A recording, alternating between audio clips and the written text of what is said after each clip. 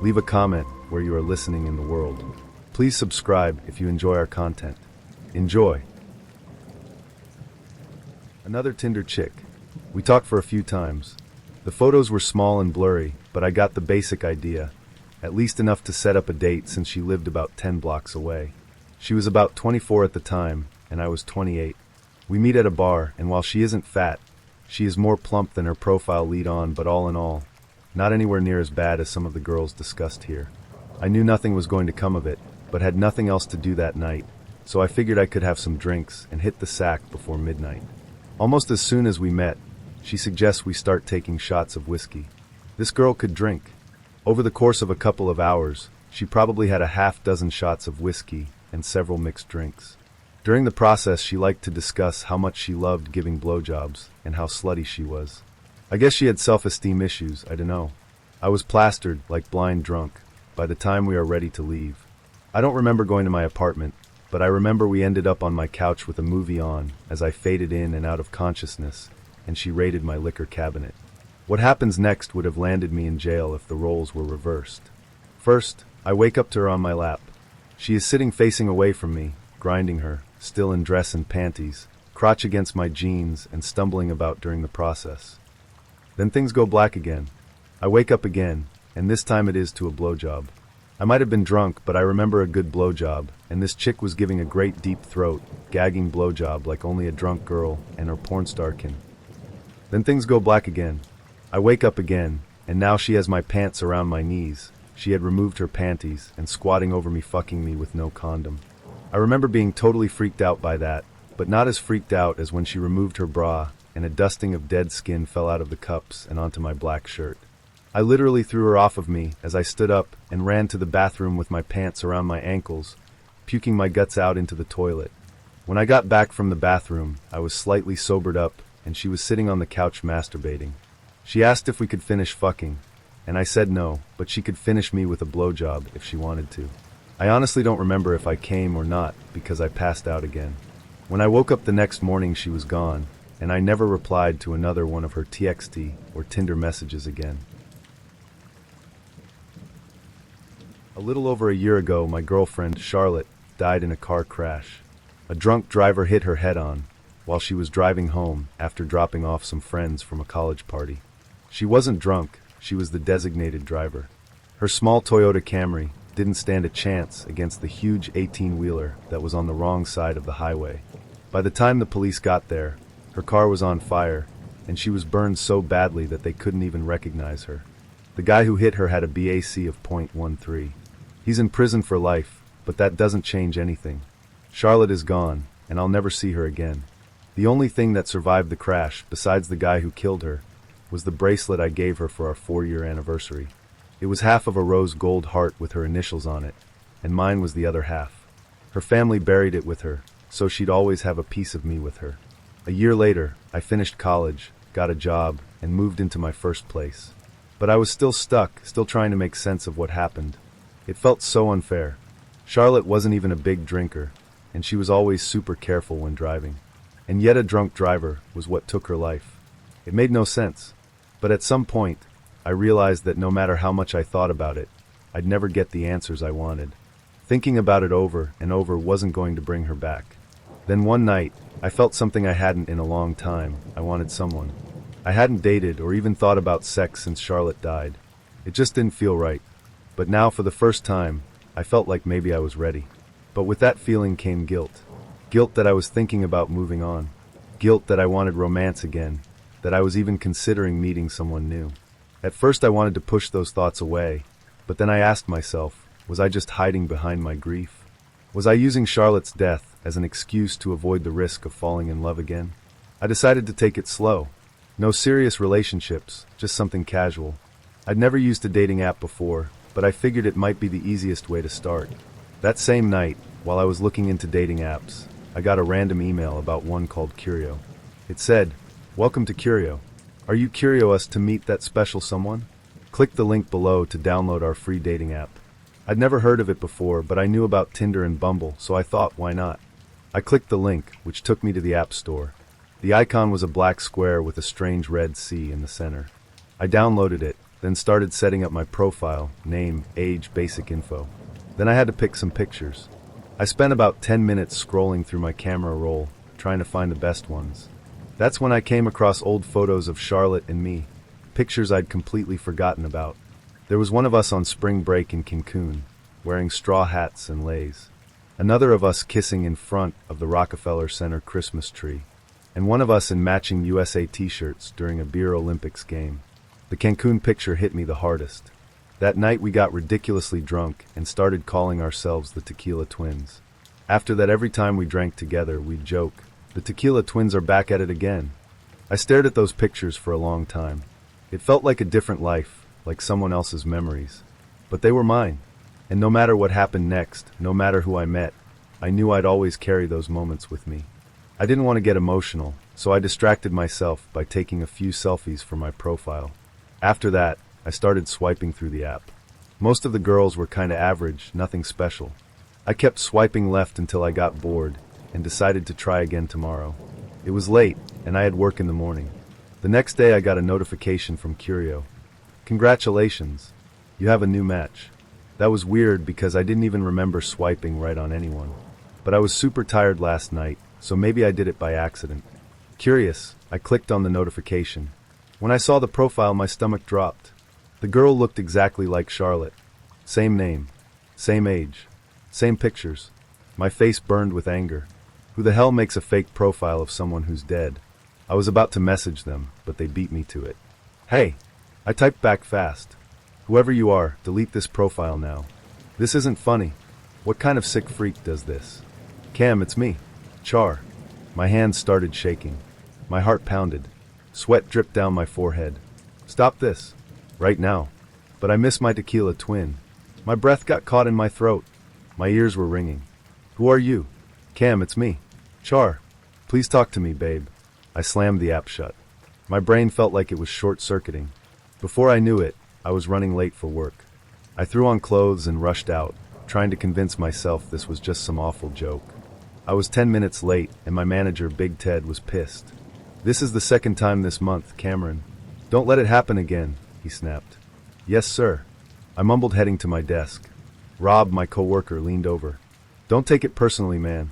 Ted's just extra mad cause of the divorce." I scoffed. "Isn't this like his third wife?" "Fourth," Rob corrected. "First one cheated, second got deported, third OD'd, and this one was just sick of his crap. God, I hate corporate jobs." I sighed while opening my laptop. "Hey, you ever heard of this dating app called Curio? Now I'm more of a Tinder guy, but now I'm Curio. Get it? Curious?" Rob grinned. I chuckled half-heartedly while checking my work email. But then I saw something that made my blood go cold. A new message. From Curio. How did this app even get my work email? I hesitated before clicking. It was a picture. Of my back porch. There was a note. "The new place looks great without me. We were supposed to move in together. Left a little gift at your door since you don't want to talk to me anymore." My heart started hammering. My hands felt numb. I tripped over my chair, struggling to breathe. Rob rushed over. "Dude, are you okay?" I gotta go." I grabbed my jacket and bolted out of the office. The drive home felt like it took forever. By the time I pulled into my driveway, my heart was racing, and all I wanted was to be anywhere but here. I grabbed an old baseball bat from my trunk and slowly walked up to my front porch. The door was still locked, which was a relief. Still, I checked every room in my house to make sure no one was there. Everything looked just like I left it. Nothing was missing. I let out a deep breath and laughed a little.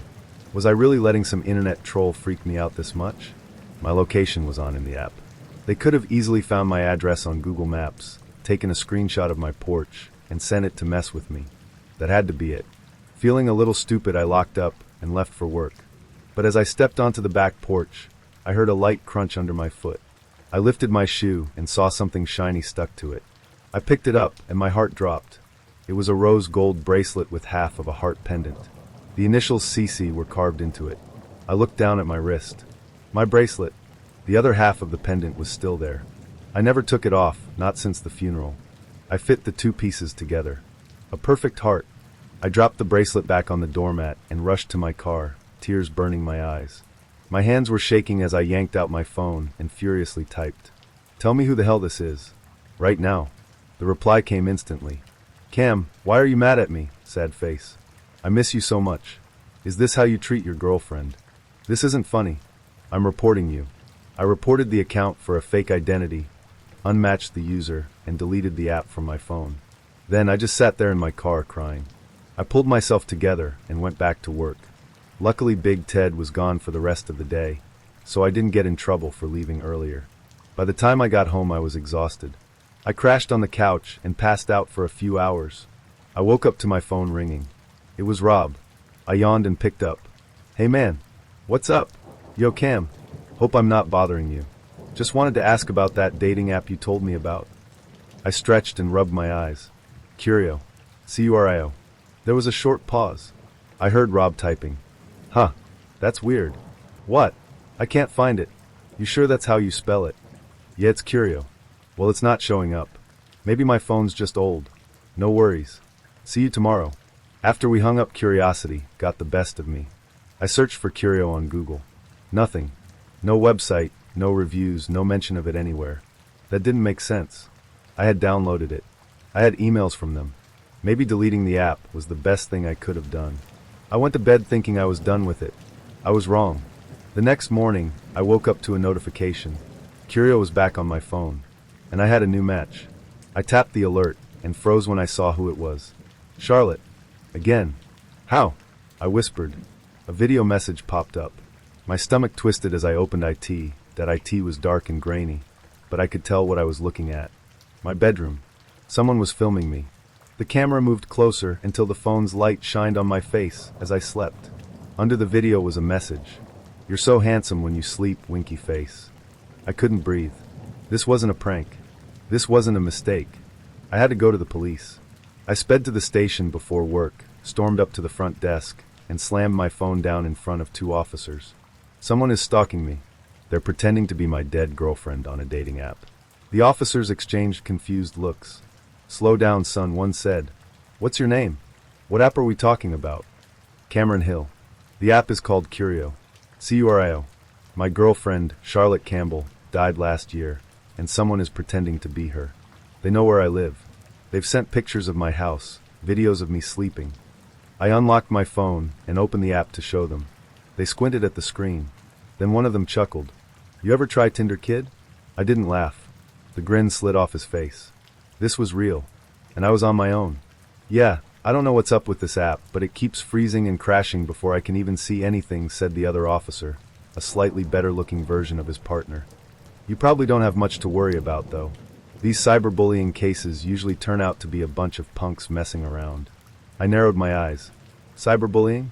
Sir, with all due respect, I believe I'm being stalked. Hunted. The officer sighed. Look, kid, if you get any more threats, you know where to find us. I glared at them both, then snatched my phone and stormed out. A complete waste of time. By the time I got to work, I was 5 minutes late.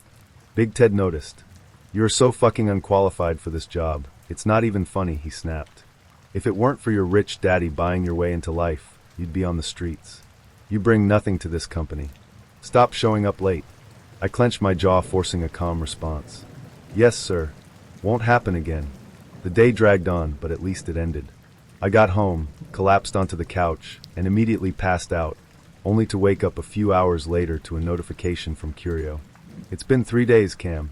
I miss you so much, uneasy face. Can we please meet up tonight? My fingers flew over the screen.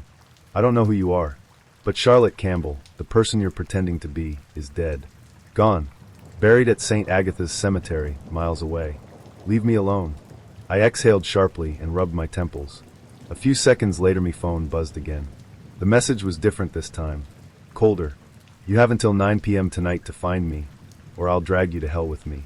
A chill ran down my spine. My pulse thundered. I had to get answers. I searched Google for Curio again. Nothing.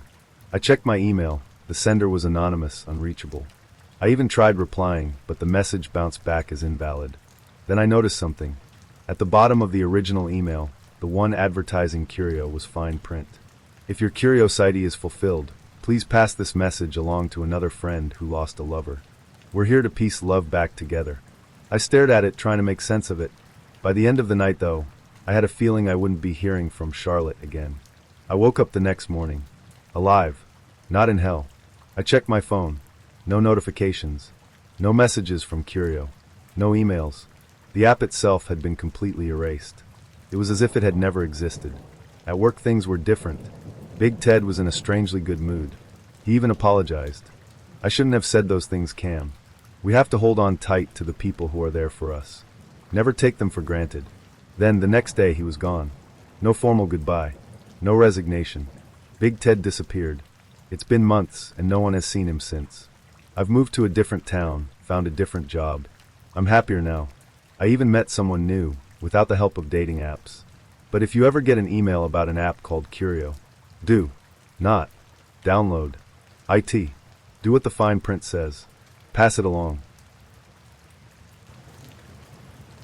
I live in a big city and matched with a girl who lived way out in the suburbs. She wanted to meet downtown in the city and asked me to choose a place.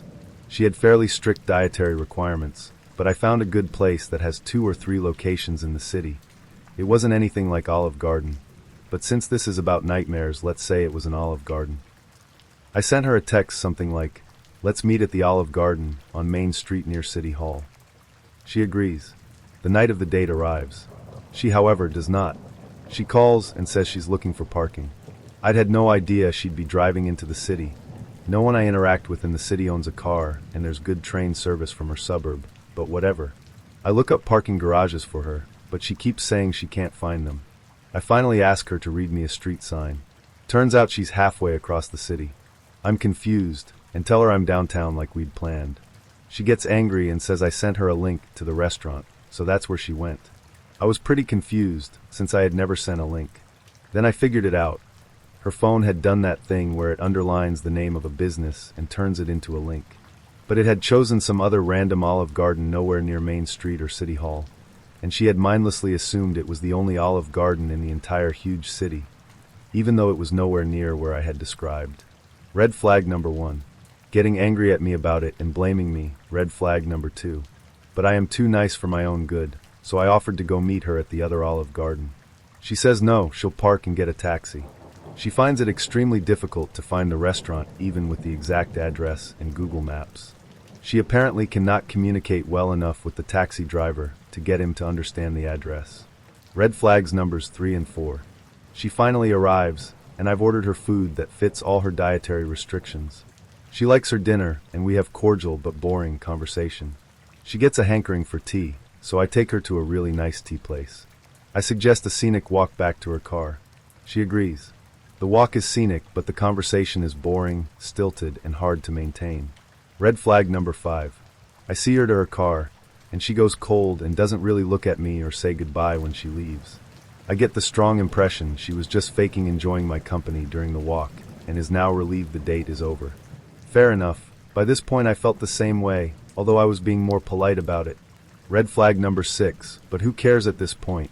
Neither one of us appears interested in a second date whatsoever, so no big deal. I sigh with relief, text her good night, and move on with my life. 2 days later, she texts me saying it was very rude of me not to reach out again. I tell her I got the impression she didn't want to hear from me. She texts, "You're wrong." Okay. She asks if I'd like a second date, and I politely explain that it was nice meeting her, but I don't think we really had much of a connection. She gets pissed. Over the next few hours, with few replies from me, she berates me for sending her to the wrong restaurant, and demands that I pay for A. her taxi, B. her gas, C. her tolls, and D. her parking. She sends me a Venmo account.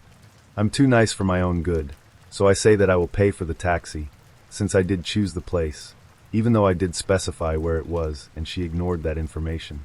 I Venmo her the taxi money, but say sorry, I didn't even know you'd be driving to our date, so I'm not going to pay for your gas, tolls, or parking.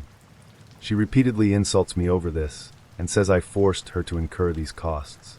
In fact, I had said several times that we didn't have to meet downtown if somewhere else was more convenient, and she'd always said it was fine. She ends by saying she's going to call my employer and tell them how I treat people.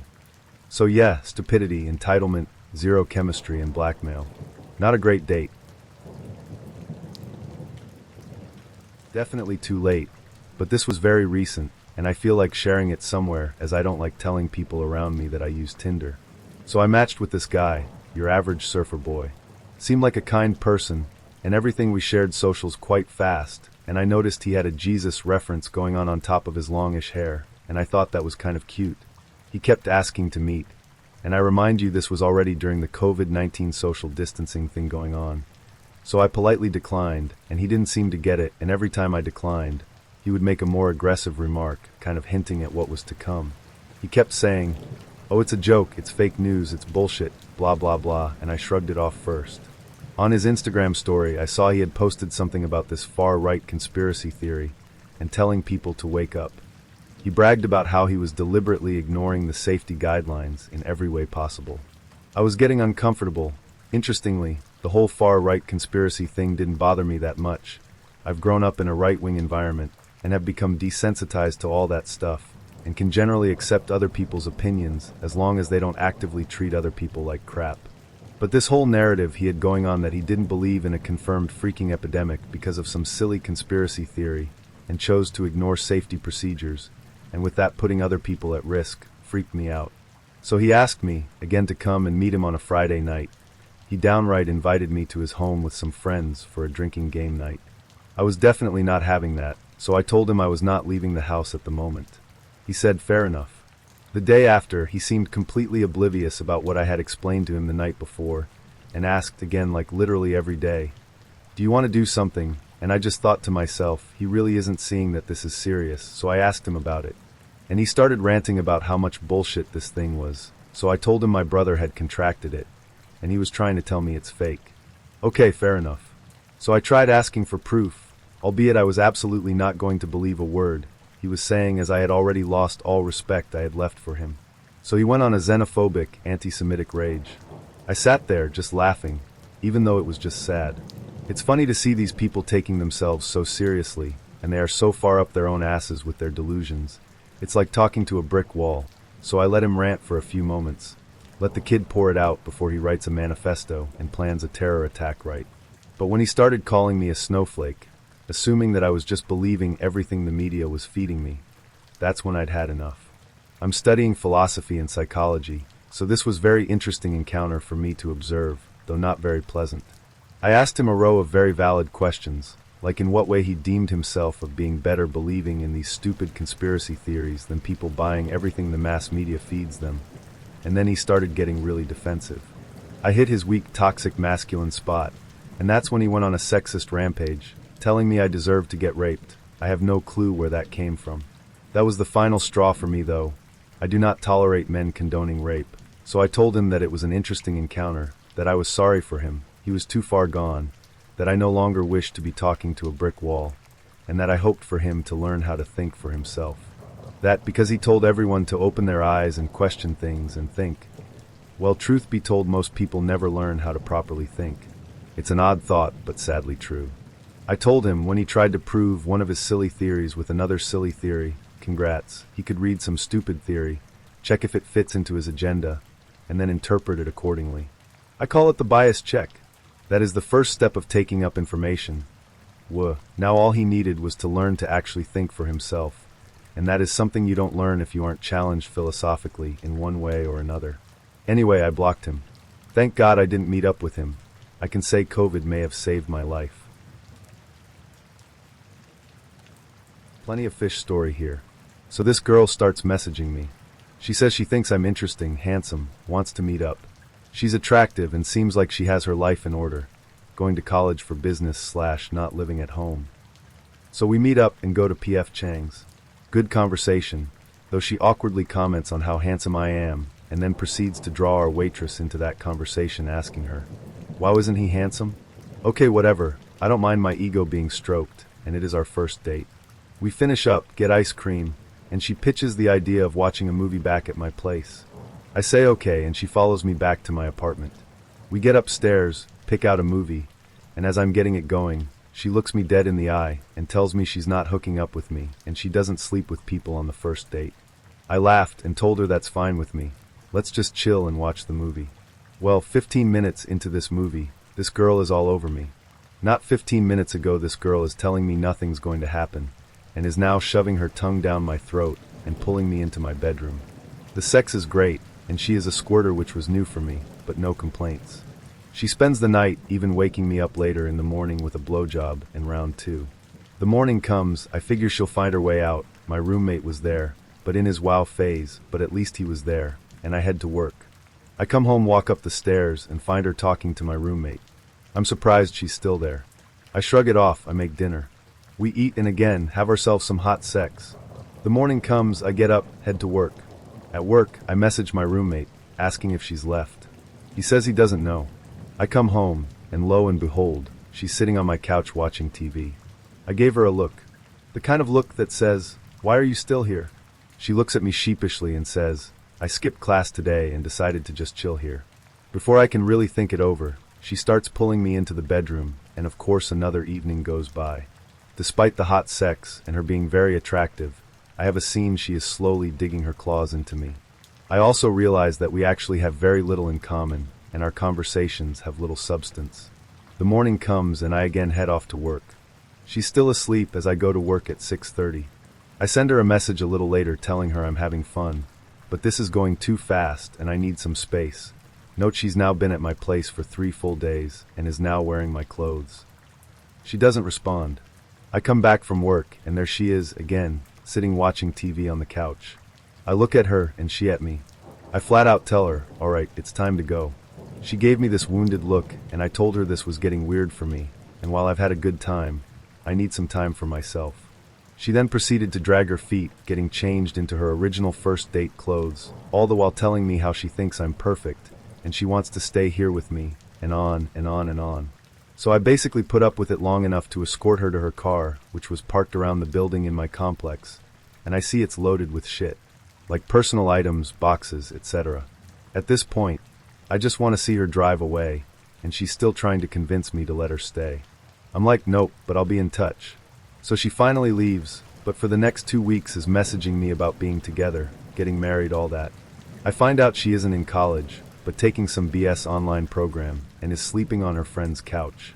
I wished her success and happiness, and then blocked her. Not me directly, but a flatmate I used to live with, let's call her Abby. This is kind of 2 stories in one, so stay with me. Sitting comfortable? Then I shall begin. Abby, who since I had shared a flat with had not had much luck in the love department. Some her own fault, some not. However, she was a lovely girl, and a great sense of humor, and sweet as anything. She was single as was I, and we decided one night to go to a speed date event, where she ended up matching with this guy. Let's call Steve. Steve was actually really nice, and he used to come over for dinner, play Xbox, and him and Abby seemed pretty good together. He worked as a sales rep, and his work decided they needed to send him abroad. This was for 2 weeks, and at which time it was Abby's birthday party. They had been seeing each other for about 2 months at this point. Steve was gutted he would miss it, but said he would ring, etc., and that morning he did, and all was good.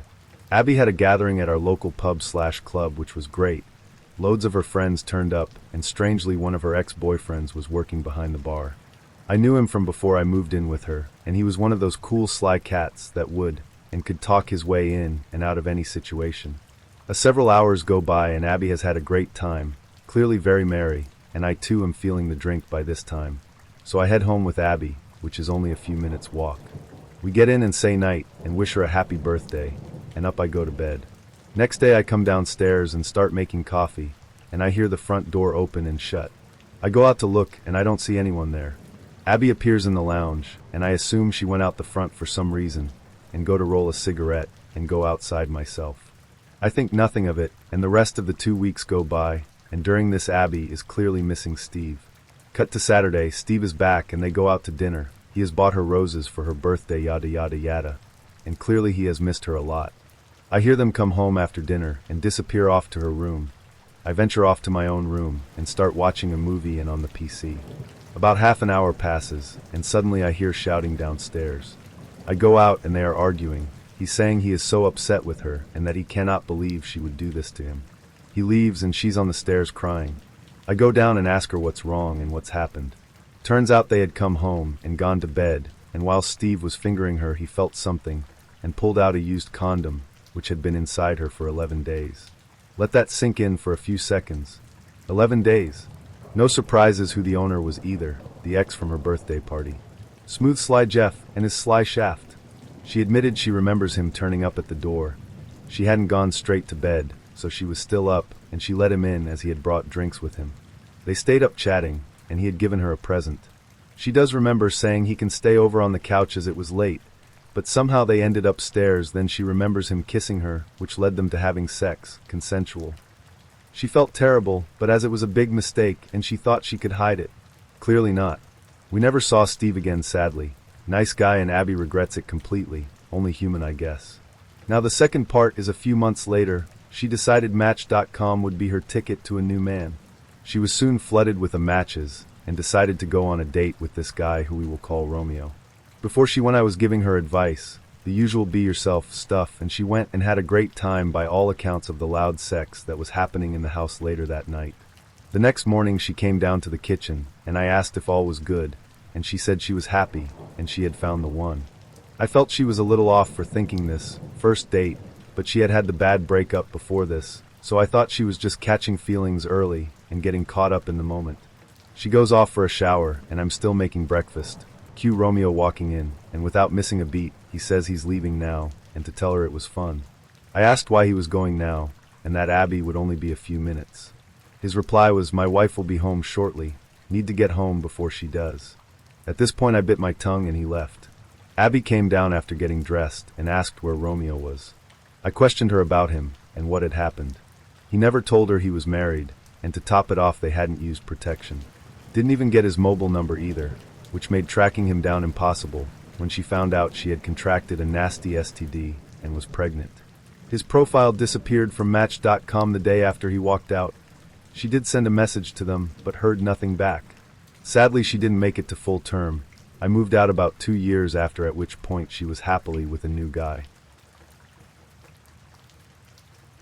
Everyone feels lonely sometimes. For me, last night struck a little harder than usual. I'm not sure why it did, but it led to me downloading Tinder. When irrational thoughts get to you, you start to think of irrational solutions to your problem. I figured I would get on Tinder and swipe the night away, as it seemed like the easiest fix for my problem. I have always believed that dating apps aren't made to pair you with a potential lover, but rather to make you feel insecure, so you spend more time on the app. Because of this, I was surprised to find a girl called Jessica had liked me back within 10 minutes of me using the app. I felt like she was fake at first, but I'd rather find out than contemplate about the possibility, so I texted her. She responded within a few minutes, and we started talking. What felt like minutes of talking had turned into hours. When I looked at the time, I was surprised to see that it was 1 a.m., so I told her that I had to sleep because I had to wake up early for work in the morning, but that I'd love to text with her again. She replied, "Oh yeah, no problem. If you give me your phone number, we can get off this app," smiley face. Without hesitation, I gave her my phone number and went to sleep. I woke up and started the day as I usually do. I ate breakfast, took a shower, brushed my teeth, and got on my way to work. I have worked for a newspaper for over 5 years, where I get to write about all types of things. Today I had to write about a man who went missing not too far from where I live. He was 2 years younger than me and lived alone. It's been 2 weeks since his disappearance, and the local authorities decided to use the newspaper in hopes someone would have more information. As I was finishing up the story about the missing person, I got a text message from the girl. She asked me how work was and if I had anything to do that evening. I caught myself smiling at the text message and ridiculed myself for already being head over heels for this girl, despite not having met her in person. I always tend to get attached to people too quickly, which is usually why my relationships don't go as I would like them to. Because of this, I cursed my mind for feeling this way. I waited a few minutes before answering her text, because I felt like it would make me seem more mysterious and busier than I actually am. I'm not sure why, but I figured it would be better than replying within 5 seconds. "Yeah, I'm free. Getting off from work soon. What do you have in mind?" I sent the message and went back to finish the news article. Once I had finished it, I sent it to my boss for confirmation and left work for the day. When I looked at my phone, she replied to my message. "How about you come over to my place in an hour? We can chat and have some fun." Without hesitation, I quickly opened the chat and replied, completely disregarding my previous strategy. "That sounds great. I'll be on my way soon." A few minutes after that, she sent me her address, which was not far from where I lived. It's about a 15-minute walk. As I made my way to her house, I was imagining all the possible situations that might occur any conversations we might have, and what the best responses would be. I arrived at her house 10 minutes earlier than she said, but being early is usually considered a good thing. I knocked on the door of her house and waited for a little bit, but got no response. I grabbed my phone and told her I was at her house. While waiting for a response, I decided to look around the house to see if maybe I could see her through one of the windows. I made my way to the back of her house and quickly found myself standing in the garden. Standing in the garden, I immediately noticed something odd. It seemed like she had done some digging a few days ago. I figured she had tiles in her garden, which she decided to remove.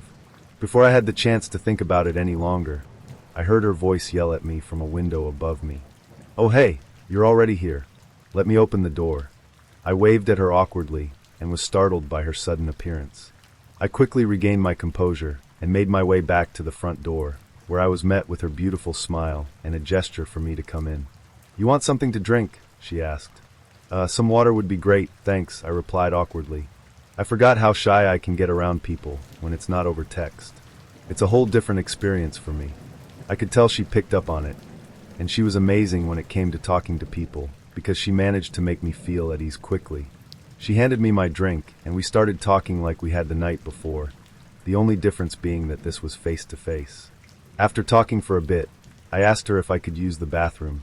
"There's one right down the hall," she said, pointing to the general direction. I stood up and made my way to where she was pointing. While living in Sydney, Australia, I used Tinder. I went on a date with a Danish girl called Lena. We met in a cool wee bar in the oldest part of Sydney. We had several drinks there, and we were getting on really well. I settled our tab, and we moved into the next bar. We went to a pretty grubby Irish bar. At the bar she asked me what I would like, and I had a bottle of beer. She ordered herself a double JD and Coke. Face with raised eyebrow when the bill came this round was apparently also on me, which was my first alarm bell. We proceeded to sit in a quiet spot down the back of the bar so that we could chat a bit more when I found myself being kissed. This went on for a while until she asked if we could sit closer to the front of the bar. We sat next to two guys who were popping in and out for a smoke. She then joined them for a smoke and left me looking after the table. A few minutes passed, and they came back and she was sitting opposite me, and we chatted for a bit longer, until I noticed that her foot was in the crotch of the guy sitting next to me. I gasped, "What are you doing, Lena? We were on a date." She responded she was European and was only being friendly. I quickly replied that I was European too and we're not that friendly. The guy got uncomfortable and went outside. She assured me that she liked me and there was nothing going on, so the date continued. We chatted a bit more until she went out for a smoke and then came back.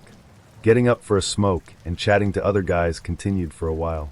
I decided to leave. I got up, went to the bathroom, put my jacket and hat on, and was about to leave, but I decided to stay, and I can't explain why.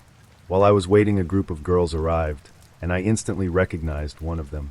We had matched on Tinder and chatted for a while, but she ghosted me. When they sat down beside me, they asked for a chair, but I said it was my date's seat. They asked where she was, and I pointed to the Lena chatting to another fella. My Tinder girl came over to me and asked if I recognized her, and I explained I did, and had wondered why she stopped chatting with me. She told me that because I was Irish, she didn't want to get involved in case I was a tourist, which I guess is understandable. Next thing, she jumps onto my knee and starts to kiss me, and suddenly I feel a tap tap tap on my shoulder. There is a huge guy looming over me, bearing in mind I'm 6 foot tall and 100 kilograms. "You're supposed to be on a date with this girl," and he points to Delina across the bar, looking very miffed. I responded, "I know that's what I thought too, but I haven't seen her this past hour." He shrugged and left me to it. My new Tinder girl and I swapped numbers, and we dated for a short while, and the funniest part was she was called Lena too. While living in London, I met a girl on Tinder in one of the cool old pubs in central London. We had a fantastic date. It felt like we both really opened up and got to know each other. We had lived similar lives up to that point. The night went on, and we had a bit much to drink. She came back to my flat for a nightcap. I think we maybe opened a bottle of wine or a beer and pretty much went to bed. I think she may have been surprised that I wasn't the kind of guy to sleep with someone on a first date. I woke up in the middle of the night with this person on top me and sleeping with me. I pushed her off and asked what on earth she was thinking. I let her stay the remainder of the night, and the next morning, she claimed to have no memory of the incident. We didn't see each other again after that. I had taken a break from dating for a while living in London, as I'm sure you're aware it becomes a bit much. But I had added and deleted the dating apps over the few months leading up to my deletion. On a Thursday evening I decided to give it a go again. I matched with a girl that I seemed to regularly matched with. It was a bit of joke to her that I kept popping up and then disappearing, and she told me this on the Friday. So after some pestering I agreed to meeting with her, but I regularly cycled to work and explained that as it was impromptu I'd be in my PE kit. We decided to meet a wee pub near my work and close to where she lived. A close friend had been texting me during the day and trying to get me to come out for a drink with her, but I hadn't got back them, which they felt was a bit odd behavior. I had a great night getting to know this girl, and we got on really well.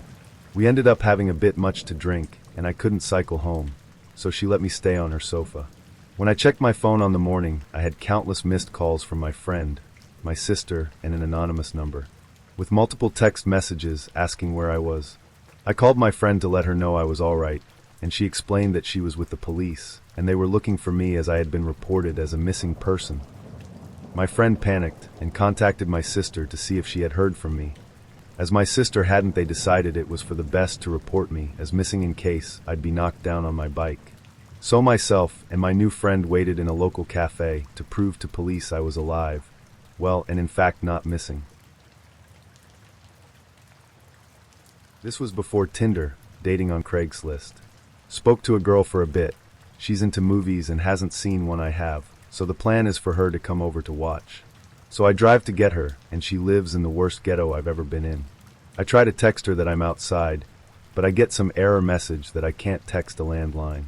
As I'm calling her, some other car on the street in front of me starts honking for his buddy, and takes off right as this girl comes out her front door.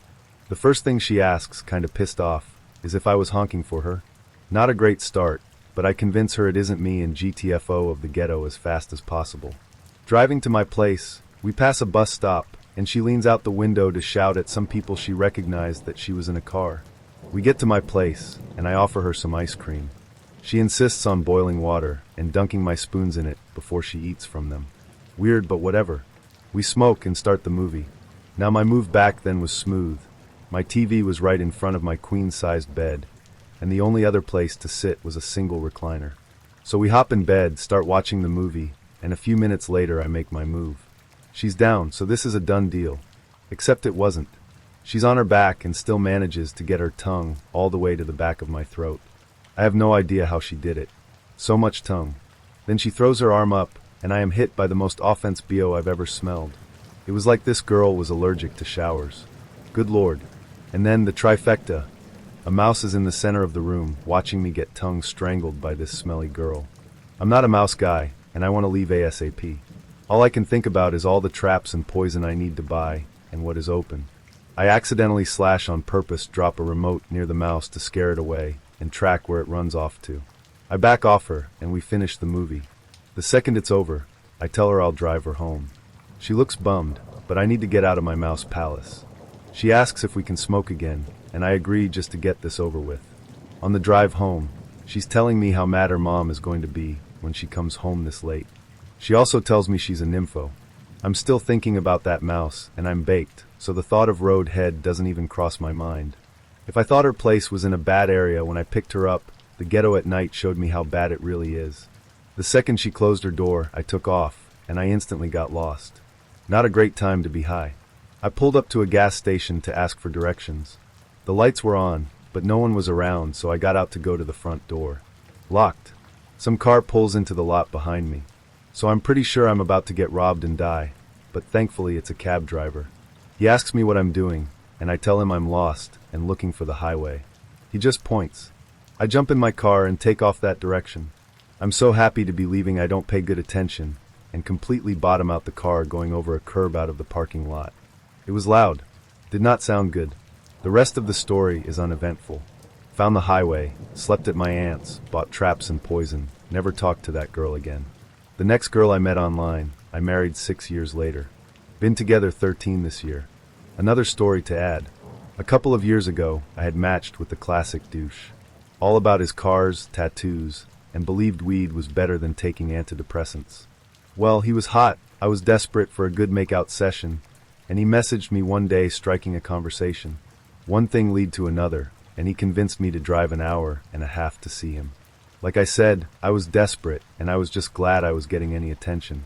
We met up, he buys us pizza and ice cream, we make out, and then he tells me I can spend the night, which was nice, but I think you know where this is going. Fast forward a month later, and we are talking daily, but only on Snapchat. He seemed to only want to keep the stupid streak, and whenever I asked when we could see each other again, he would make some excuse that he was moving and didn't have time. One time I offered to help pack his things, and his excuse was, "I'll have to ask my landlord." What? I was young and dumb and missed affection, so I blew off every red flag. We finally saw each other once more, and it wasn't anything special. He was hanging with his friend the entire time, and I was bummed I made the trek there and back in the same day. It was a lot of driving for the lack of attention. Fast forward another month, and I completely cut him off. I don't reply to his snap, the streak ends, and we don't speak for a couple of weeks. Then one night my roommates and I drove down to his area to watch a Christmas parade. I had posted a pic with the name of the location as the filter, and lo, and behold, he messaged me because he saw I was on his area, and it was all about his convenience for sex. This pissed me off because I knew at this point he was just a douche who needed therapy, and I didn't need that toxic shit in my life. I replied very dryly and confronted him that he doesn't speak to me for weeks and refuses to hang out with me. But when I happen to be in his area, he acts like everything is fine. Well, this set him off, and he said, "LOL, not even gonna argue," and blocked me from everything. Things I didn't even follow him on. Fast forward about a month later, and I was telling my friend about the ordeal, and she decided to stalk him. We find out he has been in a relationship with a girl for months. Like, before he and I even started talking. Like, during the time we hooked up. Like, during the time he messaged me again asking to hang out. If you're wondering, yes. I did message the girl and told her in a nice but stern way about how I had been seeing him. I apologized and had no idea, of course, and she replied with a simple thumbs up. A week later, we saw he was single again. When I look back, there were so many red flags that he was in the relationship. He only messaged me using Snapchat, not text, so it's easy to delete evidence. He had posted a pic of him at the gym one time wearing a weird handkerchief around his neck, but I realize now he was just hiding his hickeys I gave him. And he didn't want to hang out because, of course, he had a girlfriend. So there's the story of my being the other woman because of a Tinder douche. So about 5 years ago, I got out of a hellish, sex-deprived, at the end, unfaithful relationship where my heart got broken. The second week after kicking her out, I wanted to start meeting girls/women for hookups, so I headed to Tinder. I go on a few dates, but nothing really clicked. At the time I was in very good shape and above average attractive, but I had been out of the game for so long that I was having a hard time closing the deal with the dates. So I decided to amp up my age range from 22 to 32, I was 25, to 22 to 50, just completely hitting the screw it button and saying I'll take what I can take. I was warned this would end badly and didn't listen. So I matched with this 41-year-old, very pretty, incredible body, down-to-earth woman. Right out of the gate, she messages me, "I'm getting out of a relationship too. I'm just looking for someone to keep my needs satisfied." My profile explained my situation rather bluntly. So I agree at work, at 1:45 p.m. to go over her house right after work with condoms, lube, weed, and Red Bull per her request. I get there, beautiful 2-bedroom ranch, upscale part of town, BMW and driveway. I call her, and she meets me in the garage. As soon as I walk in, she says, "Let's get the first time out of the way tonight, then we can chat before we go at it again." We were both off the next day, so the plan was to lock ourselves inside knocking boots for a long time. We end up having our first go at it, for over 2 hours, where she wasn't into anything freaky, but it was incredible for both of us. It's now 8:30 p.m., worked until 6, and we go to sit down and talk. This lasted about 30 minutes until we started to go at it again for another hour and a half. She asks if she can record us, and I said I wasn't okay with that. She said you hold the camera, and I agreed. She starts amping up her game, some serious porn star stuff. It was great. Everything was going in a great direction, and it was still before midnight. Until I went to the bathroom. I use the restroom and clean up in there for a hot minute, and come out. We get to talking about our previous relationship and how awful they were, and she gets up to go to the bathroom. This is where it gets crazy. Sorry for the rant, I have been holding this in for 5 years, and just saw this and had to jump on it. She comes out of the bathroom worked up and starts screaming, "Where did you put it? What did you do with it?" The bathroom was connected to the living room we were in, so as I walked out of the bathroom, I could see her on the couch. I couldn't have gone anywhere. I ask, whoa, what are you talking about? She screams, my plant, my big plant. What did you do with it? Confused, I looked back at her and said, what? What happened to it? Is it broken or something? She screams. It's gone, where did you put it? I have no idea what she was on about. I try to act calm and say, I didn't take it or even touch it. I couldn't even describe it if I tried. How could I take it if I come directly out of the bathroom into this room? She starts throwing candles, vases, remotes, anything she can find at me as hard as she could while screaming like a lunatic. Nothing I could even understand. So I say, yeah, I'm going to go. I am not sure what is going on, but I need to leave, and proceed to walk out. She follows me outside, screaming bloody murder. You come over here and F me on camera, and you try to steal from me. Again, that was her idea. I didn't want to do that. It's midnight, so her screams are echoing, and she was so loud. I try to get in my car, and she won't let me. She gets in front of my door and starts swinging at me to make me step back. She's screaming, don't you f-ing dare try to leave, you violate me, my home, and disrespect me and think you can leave. You're not going anywhere until I get my plant back, again screaming at the top of her lungs. I'm trying to calm her down and get her to have the conversation inside with the hopes of running to my car and getting out of there. She just keeps screaming and screaming. It's about 20 minutes later, and a cop car pulls up. 2 officers approach us, asking what the problem was, saying that they had received a lot of calls about what was going on. She looks at one of the officers and goes at hug him, saying, Danny, he stole Mom's plant and won't give it back. It's her brother. So now I am totally freaking out that I am going to get screwed by this women's relationship with the cop. Danny and the other officer calm her down and pull me aside. Danny looks at me and says, so what's your side of the story? I said, listen, officer, I am going to be completely honest here. I met her on Tinder earlier today, and she told me to come over tonight. I have all of the messages that show it was her idea. I don't know if I should go into detail because that's your sister, and I don't want to disrespect you in any way. He says it's fine, just explain, so I do, in full detail, including the video and everything. He sighs and says, hold on. He goes to talk to his sister, she's bawling by the way, and before he takes her inside, he asks me, do you have any belongings in the house? I say no, and he takes her inside. As soon as he comes out, she follows slowly behind, watching what happens. At this point, there are about 30 people crowding the surrounding driveway, watching everything unfold. Danny walks up to me and says, listen, my sister has gone through a lot since her divorce. Nothing on you, but she's on tough times. Do you want to press charges? I say no, I want to go home. He turns over his shoulder and says, to make this as simple and painless as possible with her, can I pretend to cuff you, put you in the back of my car, and have my partner follow us out in your car? Astounded, I stood there and said, excuse me? He re-explains and says for her to not make another scene where she could potentially damage my car, this would be easiest. I say fine, and do it. He pretends to put cuffs on me and walks me to the back of his car. His partner takes my keys and gets in my car. We drive for about 10 minutes as Danny explains and apologizes for what happened. We get to a Taco Bell and he pulls in. He lets me out of the car and asks if I wanted anything. I decline and wait for my car. As we're waiting, I ask him, is what we just did legal? He looks at me and says, it's helpful, here's my card. If you ever need anything within reason, please let me know. And he saves my name and number in his phone. I leave and go home. I never got to contact him, which I guess is a good thing. The worst part about all of this is about 2 months later I meet another girl, my age, and we start to seriously date. She tells me she wants me to meet her parents, so I agree. We leave her apartment in her car to drive out to her parents. I get this odd feeling that something is familiar. We pull into the driveway and go inside. Her parents are nice, sweet, and kind. We start to have dinner, and there's a knock on the door. Her father says, our next door neighbor wants to meet you. She practically helped raise Lori, my GF. A chill goes down my spine as the plant lady walks in. I have no words, frozen in fear and disbelief. I must have been pale because Lori asked me, are you okay? Before I can answer, the plant lady says, oh, I'm sure he's scared shitless right now. I can't believe you have the balls to be here. Silence. Fear. Sweat.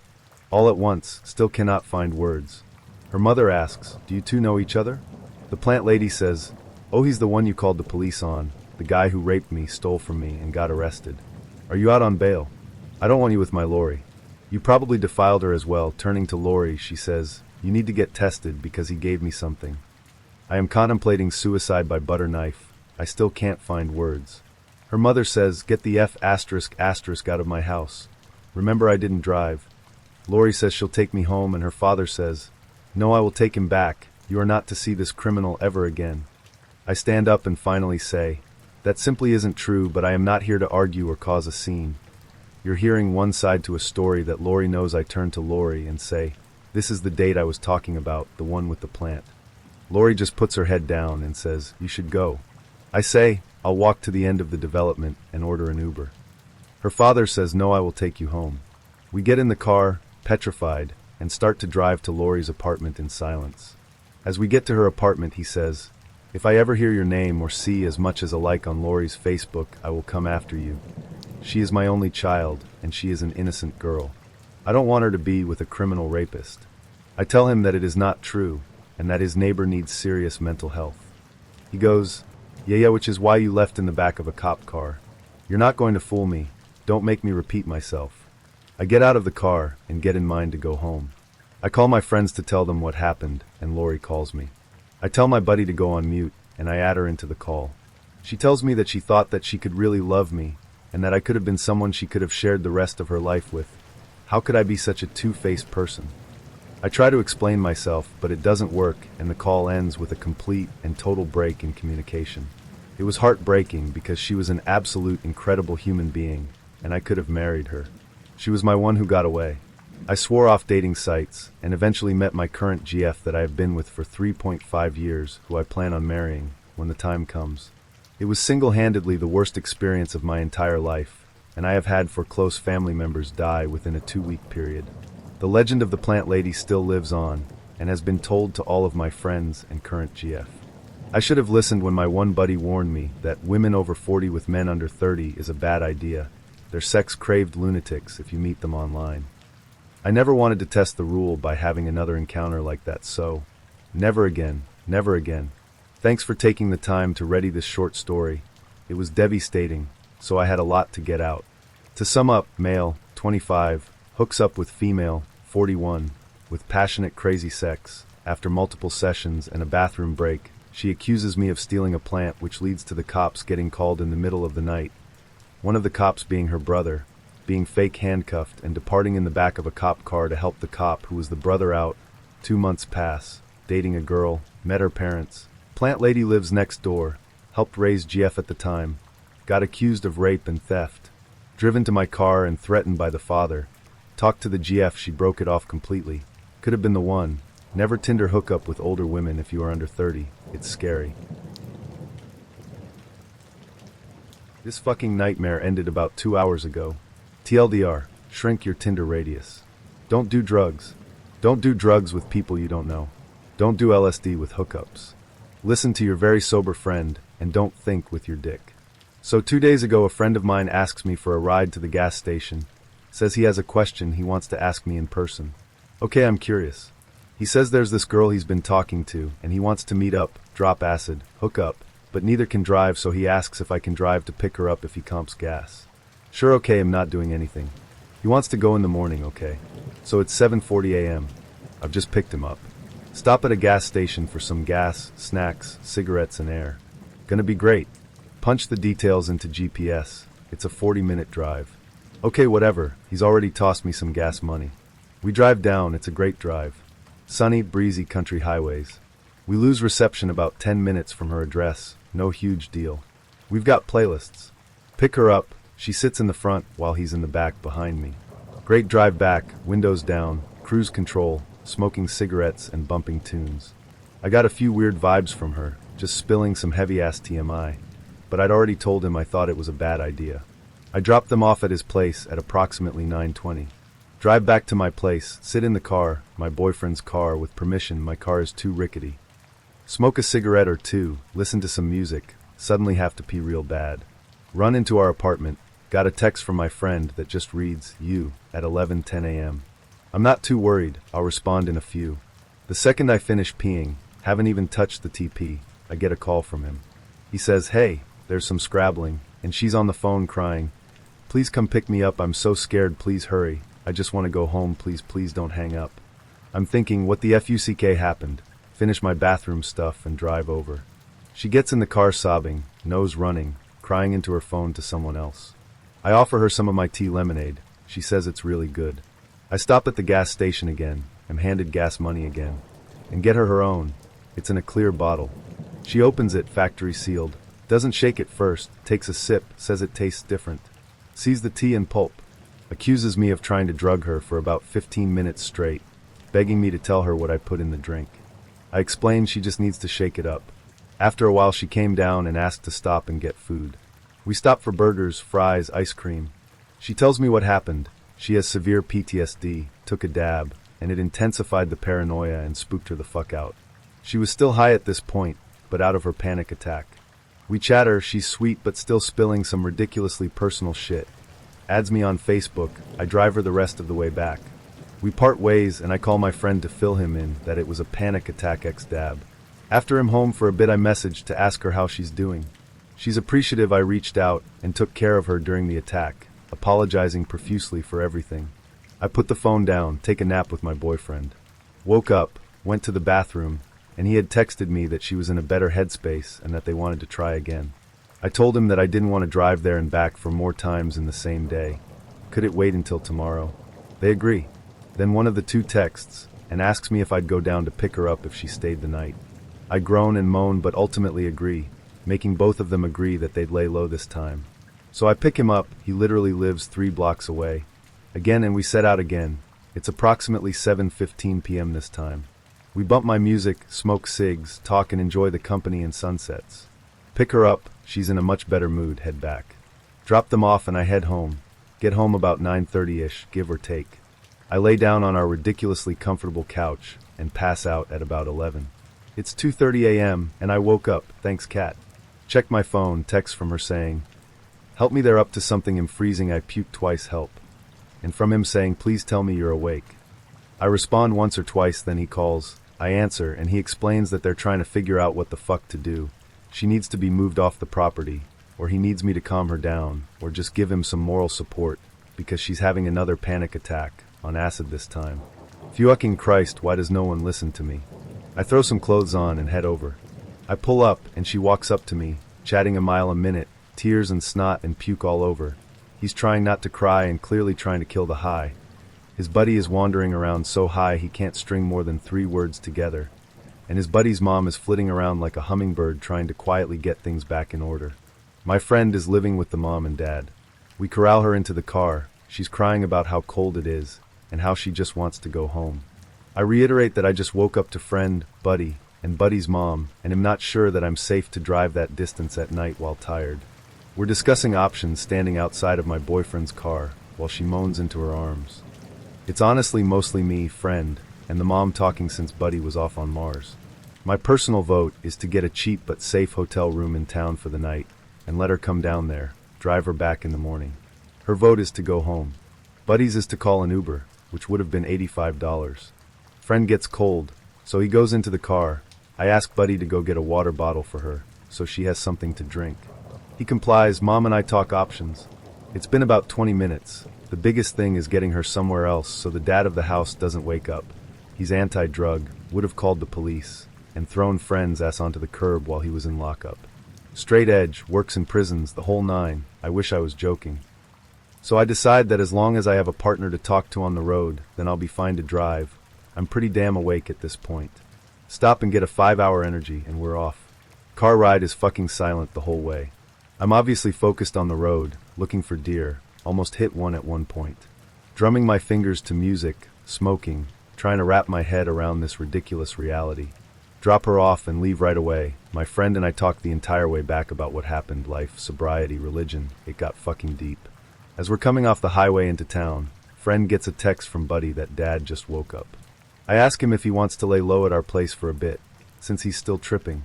He agrees, we drive to my place. Turns out dad doesn't work today. Friend crashed on the comfortable couch, got some sleep. I just dropped him back off, sobered up, about 2 hours ago. In total, I spent almost exactly 6 hours behind the wheel and was comped gas and emotional labor. It was an experience.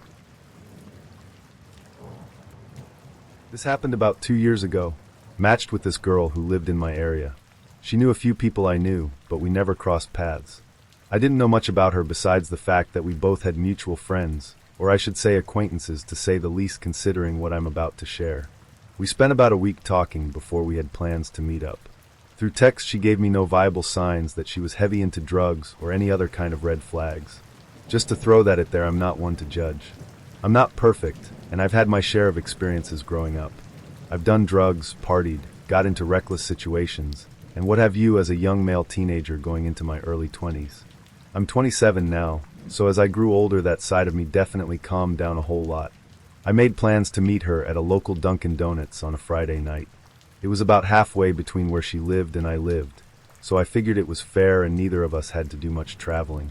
Plus the area where the Dunkin' is was super busy and has a bunch of different shops, bars, restaurants, a movie theater, etc.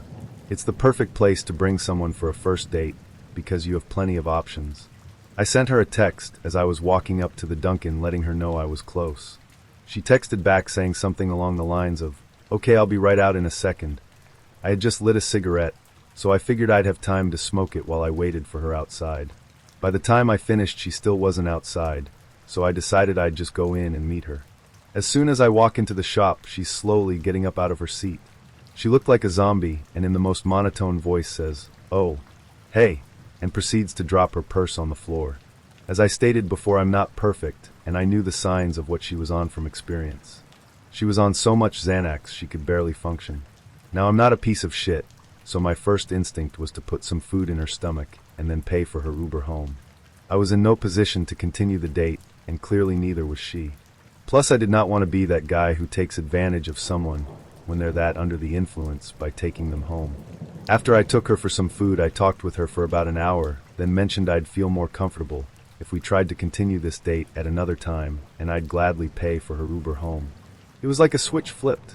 She instantly got offended and upset, and started claiming how she canceled other plans to hang out with me, and how she came all this way, so she wants to enjoy her Friday night. I figured what the hell, and asked her if she wanted to come back to my place to smoke weed. She was on way too much drugs to drink, otherwise I would have offered to take her to a local bar instead like I originally intended. So I decided to pick the latter. We get back to my place, and I roll us up a joint. About halfway through smoking it, she looks at me with the most straight face and asks, "Do you mind if I call someone to bring me dog food?" For those of you who aren't aware, dog food is a street term for heroin. I may have done my share of narcotics and such, but I drew the line when it came to things like heroin, crack, and stuff I personally feel you can't come back from. I told her absolutely not. I wouldn't feel comfortable with that going on in my house. I let her know after we finished this joint I would call her a cab, and I was going to bed. When the joint finished, I called her an Uber, and then headed to my kitchen to grab us both a water bottle. I may have been done with this girl, but my mother raised me to be a hospitable person, lol. I have a nasty habit of putting away all my stuff when I step inside my house. That includes my keys, wallet, anything in my pockets really. As I grabbed the water, she took it upon herself to have a field day with the cash I had left in my wallet. Should have known better. I didn't realize it until the next morning after she had already left. I pray for any poor soul who had to deal with that train wreck after me. Mine's from Bumble, but it's the same basic principle. Frankly, I wish I had made this up, and I guess this is my way of getting it off my chest. I tried out Bumble on the recommendation of a friend of mine who had met his girlfriend of 3-ish years, and counting, on the app. Girls message first, which I appreciated since I'm awful at making moves. I thought to dip my toes in a little bit, try to get a couple conversations going before trying to proceed with anything. So my first match on the app is a girl about 40 miles from me. She leads with "Hi." I guess brevity is the essence of wit. So, I ask how her day's going, and this is where shit gets whack. "I'm gonna kill myself today. Wanna help?" Hopefully needless to say, I was spooked. There's some background to be known here. First, I have the social skills of a drunken garden slug. I have a difficult time telling when someone's bullshitting me or pulling the wool over my eyes, especially when the main method of contact is text. Second, I am a deeply empathetic individual, and if someone is in a dark place, it isn't in my nature to just up and leave, even when shit is obviously pretty fucked, even if it's fucked to a degree I can't even begin to help with. I try to give people a second head to bounce things off of, or just listen if that's what they need. And third, I had 3 part-time jobs as well as a 16-credit semester, and had been awake for around 30-some-odd hours at this point. Basically, I wasn't in the most lucid/reasonable state of mind. So I ask her what happened. She asks me to call her and gives me her number. I'm about to get into class, so I ask if I can call her later that evening. So that evening rolls around, and I give her a call. Long story short, she worked a dead-end job at a retirement home, still lived with her parents, and had no goals, aspirations, or what have you. Her parents largely ignored her, and she struggled with making genuine emotional connections with people. She had a lot of guys use her for sex, with one-night stands and the like being pretty common. I tried to listen more than to talk, since it was pretty clear that this was building up for a long time, and I may very well have been the only one to ask and or listen. We talked for about 45 minutes, with her venting and me just quietly listening. We text on and off for the next couple of days, then she goes quiet for about 6 days. I text her and just ask how she's doing. Who is this? Okay, ow. It's definitely a Hardyeet. Sorry, is this? I could have the wrong number. No, this is. I refresh her memory, and she's in a difficult spot. She cut her wrist and arm up so bad she needed stitches. She sent me a photo, and I could tell she knew what she was doing. Down the road, not across the street. I ask that next time she wants to do that to herself, that she please give me a call or text me. She promises to, and I'm feeling good. Maybe I can help out someone in a dark place. But the next day is when it goes so far south that I end up in Antarctica. She had a one-night stand, and she didn't know it was one. She's tired of it all, and is going to end it. Disclaimer: I was coming off another all-nighter, so again, I wasn't in a tremendously lucid state of mind. I beg her not to. Tell her that none of the problems she has in life will be solved if she did.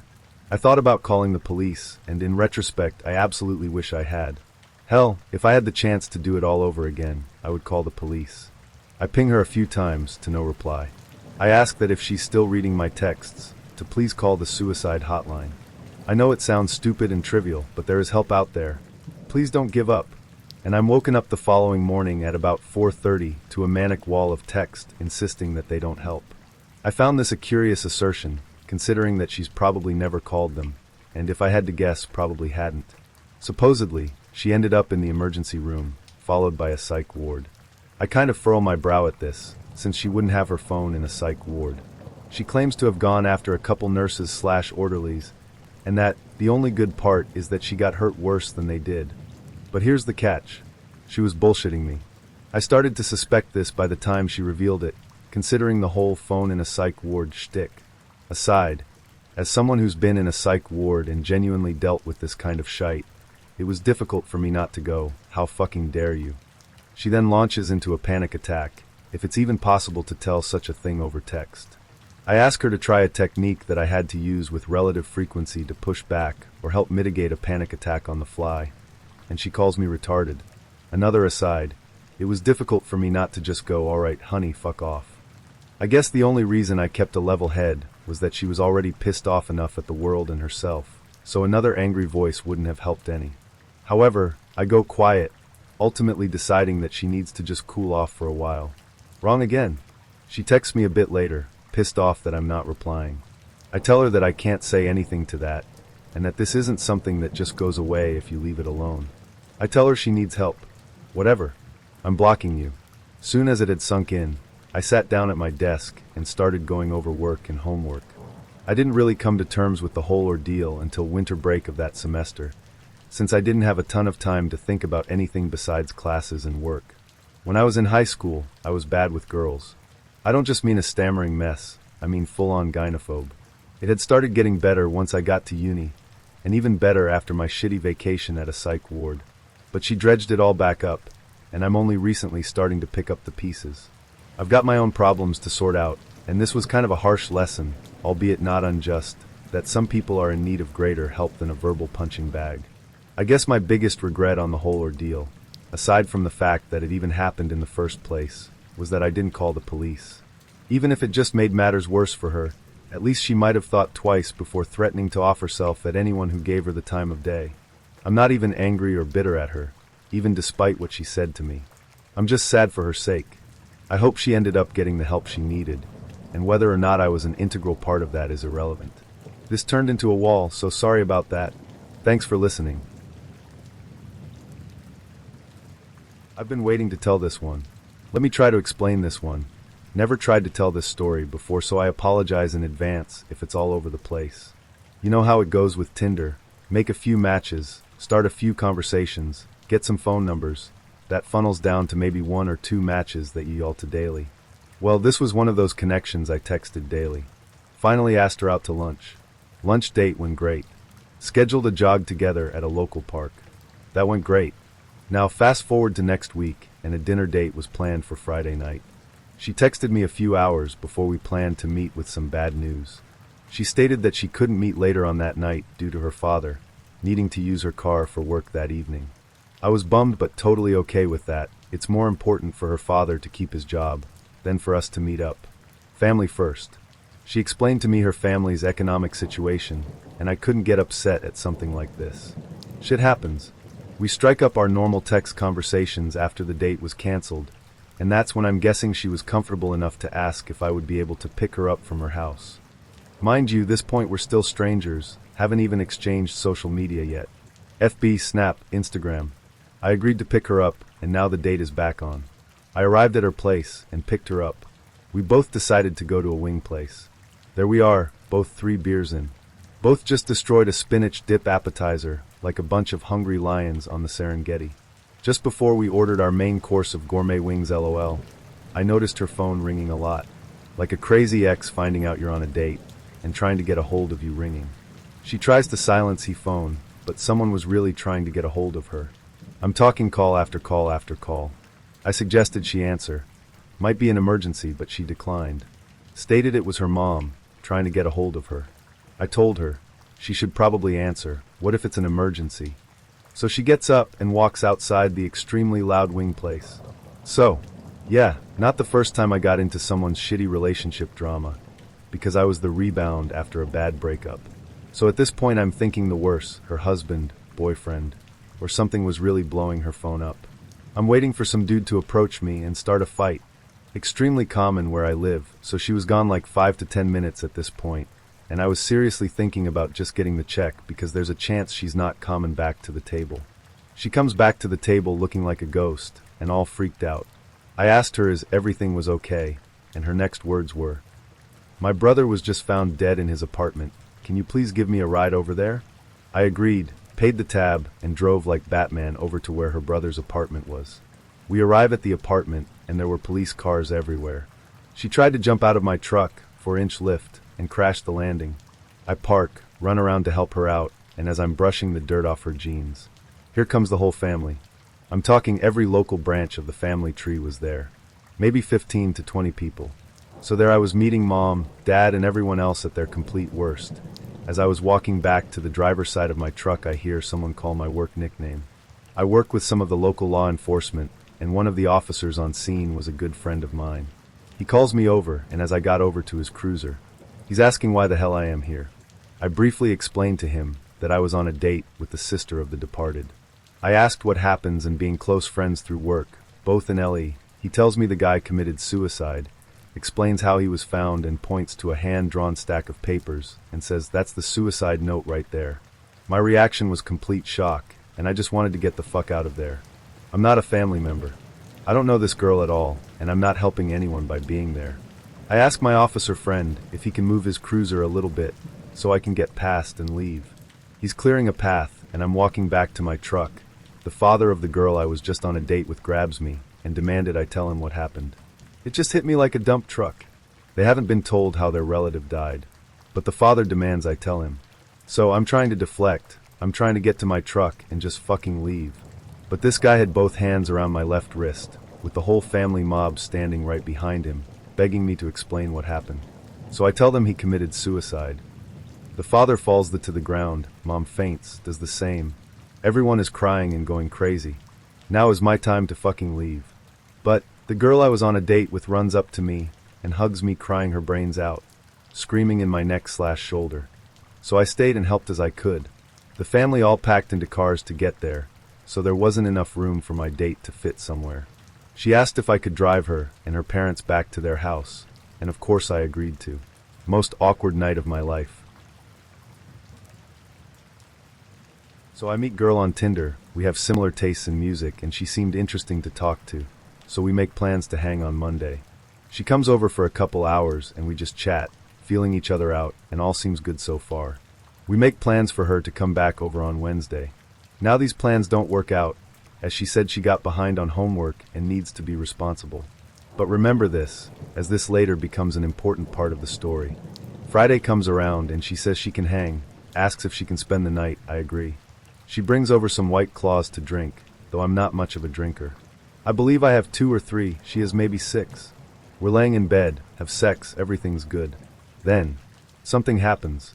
I don't know what was said, and neither does she, but something that happened triggered her, and she's clearly irritated to some degree. I ask her what, she says nothing, she's fine. Okay, a little weird, but I give her space. Just lay on my phone and let her figure it out. Tell her she can talk about it if she figures it out. A couple minutes later, she rolls on top of me and starts crying hard, just loudly bawling her eyes out. I am so caught off guard, but am in the mental health field and pretty comfortable with these kinds of things. I just run her back and whisper, "It's okay, you're okay." She eventually stops and makes a number of comments like, "You think I'm crazy, huh?" And something like, "You probably aren't ready to be with someone like me with all these issues." And I'm kind of thinking like, maybe this seems like a red flag, but I'm trying to be understanding, saying it's okay to cry, etc. Still don't know why she started crying, and apparently neither does she either. The next day she basically just says, "I was feeling really sad thoughts all of a sudden." Well, okay. Fast forward to the next Friday. We made plans to hang out again, or spend the night, same deal. Starts out great. We're having fun playing outside together, and doing whatever.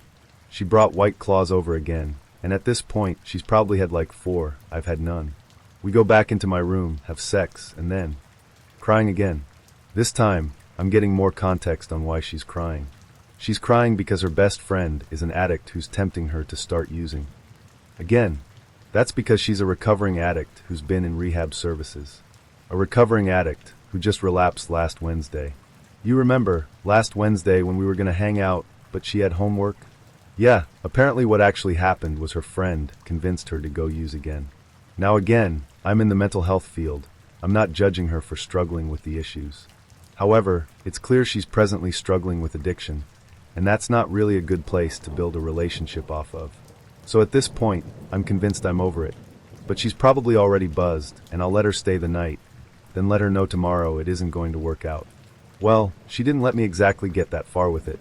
Fast forward to night time, and she's drank a lot more. Probably on her 10th White Claw, assuming the 12-pack she brought was full when she came. And I can tell she's drunk now, as did my roommate. So it's getting late, I'm tired, we head to bed. She starts trying to make sexual advances on me, and not really feeling it. Not only have I lost interest at this point, but she's drunk. She couldn't even remember entirely what happened the last time she drank around me, and this time she drank much more, so definitely a no-go. I tell her, I just want to cuddle. She starts laughing, aggressively says, "Fuck your cuddles," and pushes me off her, getting out of bed and drinking more of the White Claw she has on the dresser. This is really hurtful to me. I feel used. I feel objectified. Like all that's important to me about her at this moment is having sex with me. When she turns around, she sees I'm clearly upset. She asks what's wrong, and I tell her I don't like getting that hostile of a response for not being in the mood to have sex. That makes me feel used. I start crying a little, which makes her cry again, really hard. She says she never wants to make me feel used. She cares so much about me, admits that she feels like she loves me. Now I'm getting uncomfortable, kinda just nodding my head. Starts complaining about her situation again, saying how hard she's struggling and stuff, overall making the situation about her. So I'm 100% done at this point, but playing nice to not escalate the situation. Well, I didn't have to, because she did for me. Just minutes after going through all that, she starts trying to make advances on me again. I again tell her, I just want to cuddle. Again, she is clearly irritated, though doesn't say anything when asked. I kinda sat there in my bed for a couple minutes, contemplating what to do as her back is to me, and I decide to play on my phone more. As I move to grab it, which is on my left side while she's on my right, she turns around sharply and says, "Don't touch me."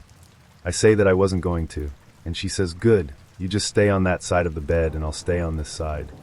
Okay, well, I'm going to go lay on the couch, I decide. This is getting way too hostile for me. So I lay down on the couch and hear rustling in my room. Scared she's actually doing something to my stuff, I open the door to find her packing her stuff. She says she's leaving. I ask her if she's sober enough to drive. She says, "Oh yeah, definitely." walks out my door, borderline slams it, and drives away. She called me when she got home. I didn't answer. My anxiety was through the roof dealing with that last 30 minutes or so. Come like 9 a.m., she calls me. I don't answer the first time, contemplate it, and call back. She says something along the lines of, "Hey, sorry about last night. I don't remember everything that happened, but I know I messed up. I left some stuff there, can I come get it?" I say sure, see you later, hang up. Try and go back to sleep. She calls again. "Hey, I just wanted to clarify so I feel better, is this over?" I say yeah, it is. She says okay, and hang up. I return to trying to sleep. Calls me a third time. "Hey, sorry, I just really want to fix this. I like you a lot, and I'm not ready to give up on you." I say we'll talk when she gets here. She comes over, grabs her stuff, we talk. Nothing substantial is said, basically just, "Yeah, I'm not interested in being in a relationship with you.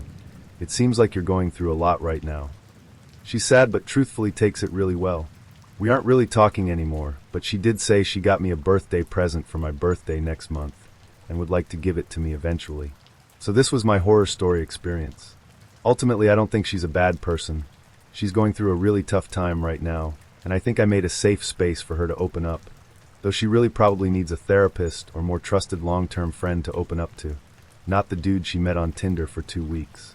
She thanked me for being so understanding and apologized for meeting her during such a low point for her, and I do forgive her. I don't have any residing negative feelings, but man was that a crazy ride. I met this guy on Tinder, and we spoke for ages, through Tinder, messaging, and then finally FaceTime, before we actually met. I was so sure of him, as we got along so well. We lived on opposite sides of London, and he asked me to travel his way. I suggested maybe we could meet in the middle somewhere, but he said he had a pub in mind that he really thought I'd love, so I agreed. He also insisted on picking me up from the train station, which really goes against everything I believe in, but for some reason I let him. I guess I felt I could trust him after months of video calling. So he picks me up, and for a while we drive around aimlessly while he looks for bars. I said I thought the whole point of me coming here was that you had somewhere local you really like. I can't remember exactly what he said, but it was evasive and kind of put me on edge. We then find this dingy little pub where we can barely hear each other as it's so crowded with Friday night drinkers.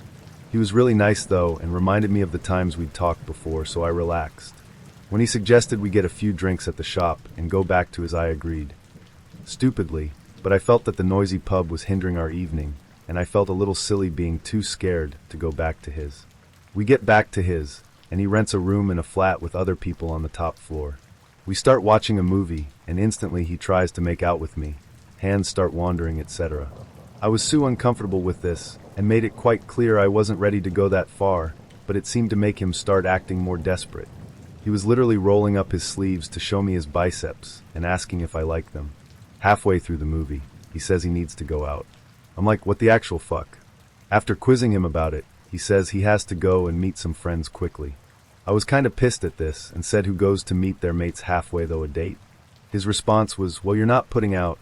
I could have been out at the club getting loads of chicks, but I canceled and turns out for nothing. Obviously at this point I'm like, yeah, I'm done. So I get up and say I'm going to go home. The guy runs to the door and locks it. I start really freaking out, and this guy's an inch from my face with his hand against the door, pinning me to it.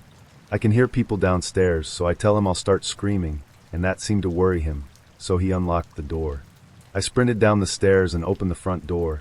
It was hammering down with rain, so opened my umbrella, but I was just so happy to be outside. Suddenly, I feel a pull and turn around to see him hanging onto my umbrella, leaning out of his doorway. I yelled to let go, but he wouldn't, so I had to just drop it and run off in the rain. I really had no idea where I was and was quite away from the nearest station. Plus it was midnight, so I was close to missing the last train. Suddenly I'm walking, and as I turn a corner, a car pulls up super close to me, and the door is opened right in front of me. I stopped for a split second, but it was enough for this guy to lean out and pull my bag, and then in my struggle, pull me by my hand into his car. I'm literally freaking out, thinking, how is this happening to me? I'm going to become one of those girls that gets murdered by an internet creep. He starts apologizing and saying we had such a great time and a great connection, and that he doesn't want to end on a bad note. I'm kind of thinking this guy's nuts and that I should play it safe. So I'm like, yeah, we did have a great time. I just got a little upset and shook up when you locked the door on me, but I was just in a bad mood. I'd love to see you again, blah blah. The guy starts going on and on about his past relationships and stuff, and I'm sitting there too scared to say anything in case it's the wrong thing. I say to him at one point I'm about to miss my last train, so he offers to drive me home. I really didn't want this, but said okay, just to keep him calm. He asked whereabouts I live, and when I told him, he was like, actually that's kind of far. I'll just drop you here. I realize at this point he's been driving back to his place, so I get out and have to walk back to the station again and find the station's closed as it's past hours. I checked my phone route and had to get 2 night buses, which took 4 hours to get back. As I'm getting on this bus, I get a text from him that read, generic insult about you being a fatty. I was not even close to being fat, and the guy couldn't be bothered to even think of an insult for me. Matched with a gorgeous woman, and we got to chatting straight away. We had great convo and no trouble genuinely making each other laugh. She was very responsive and seemed super interested, so was I. So unsurprisingly, plans for a date quickly ensued. So far so good. This was just after the last round of lockdowns had ended where I live. You needed to book just about everywhere, and places were being strict about charging for canceled bookings and allotting 2-hour table time limits. Took the risk and booked for drinks. I show up on time. Waiter takes me to the table. I order a drink and chill, thinking she's going to be a little late based on the last TXT exchange. 15 minutes and I get a text saying she's struggling to find parking. Not a problem, no stress, see you when you get here, I respond. 15 minutes later, the follow-up. I'm just around the corner, TXT lands. At this stage I've finished the drink I ordered, and the waiter keeps coming round, reminding me I've got limited time on the booking, and asking if I want another drink or to order food. I turn down the drink, not wanting to be half cut, when slash if my date shows, and don't order food either. Waiter looks very annoyed. I'm thinking about settling the bill and getting on my merry way. 15 minutes later, a total of 45 minutes late, date finally shows.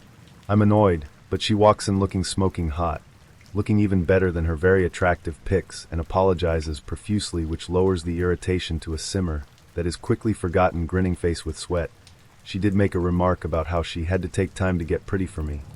That kinda irked me, but again, smoking hot, and besides that quip actually quite charming, so I let it slide. My date orders a cocktail, I get a beer, and she downs the thing before I've gotten a quarter of the way through my beer, and immediately orders another one, and slams that one down before I can finish my beer. Remember, she drove to this date. Waiter does his time, keep thing looking even more annoyed, and we collectively realize not enough time to eat. So I settle the bill and my date, and I decide to go elsewhere.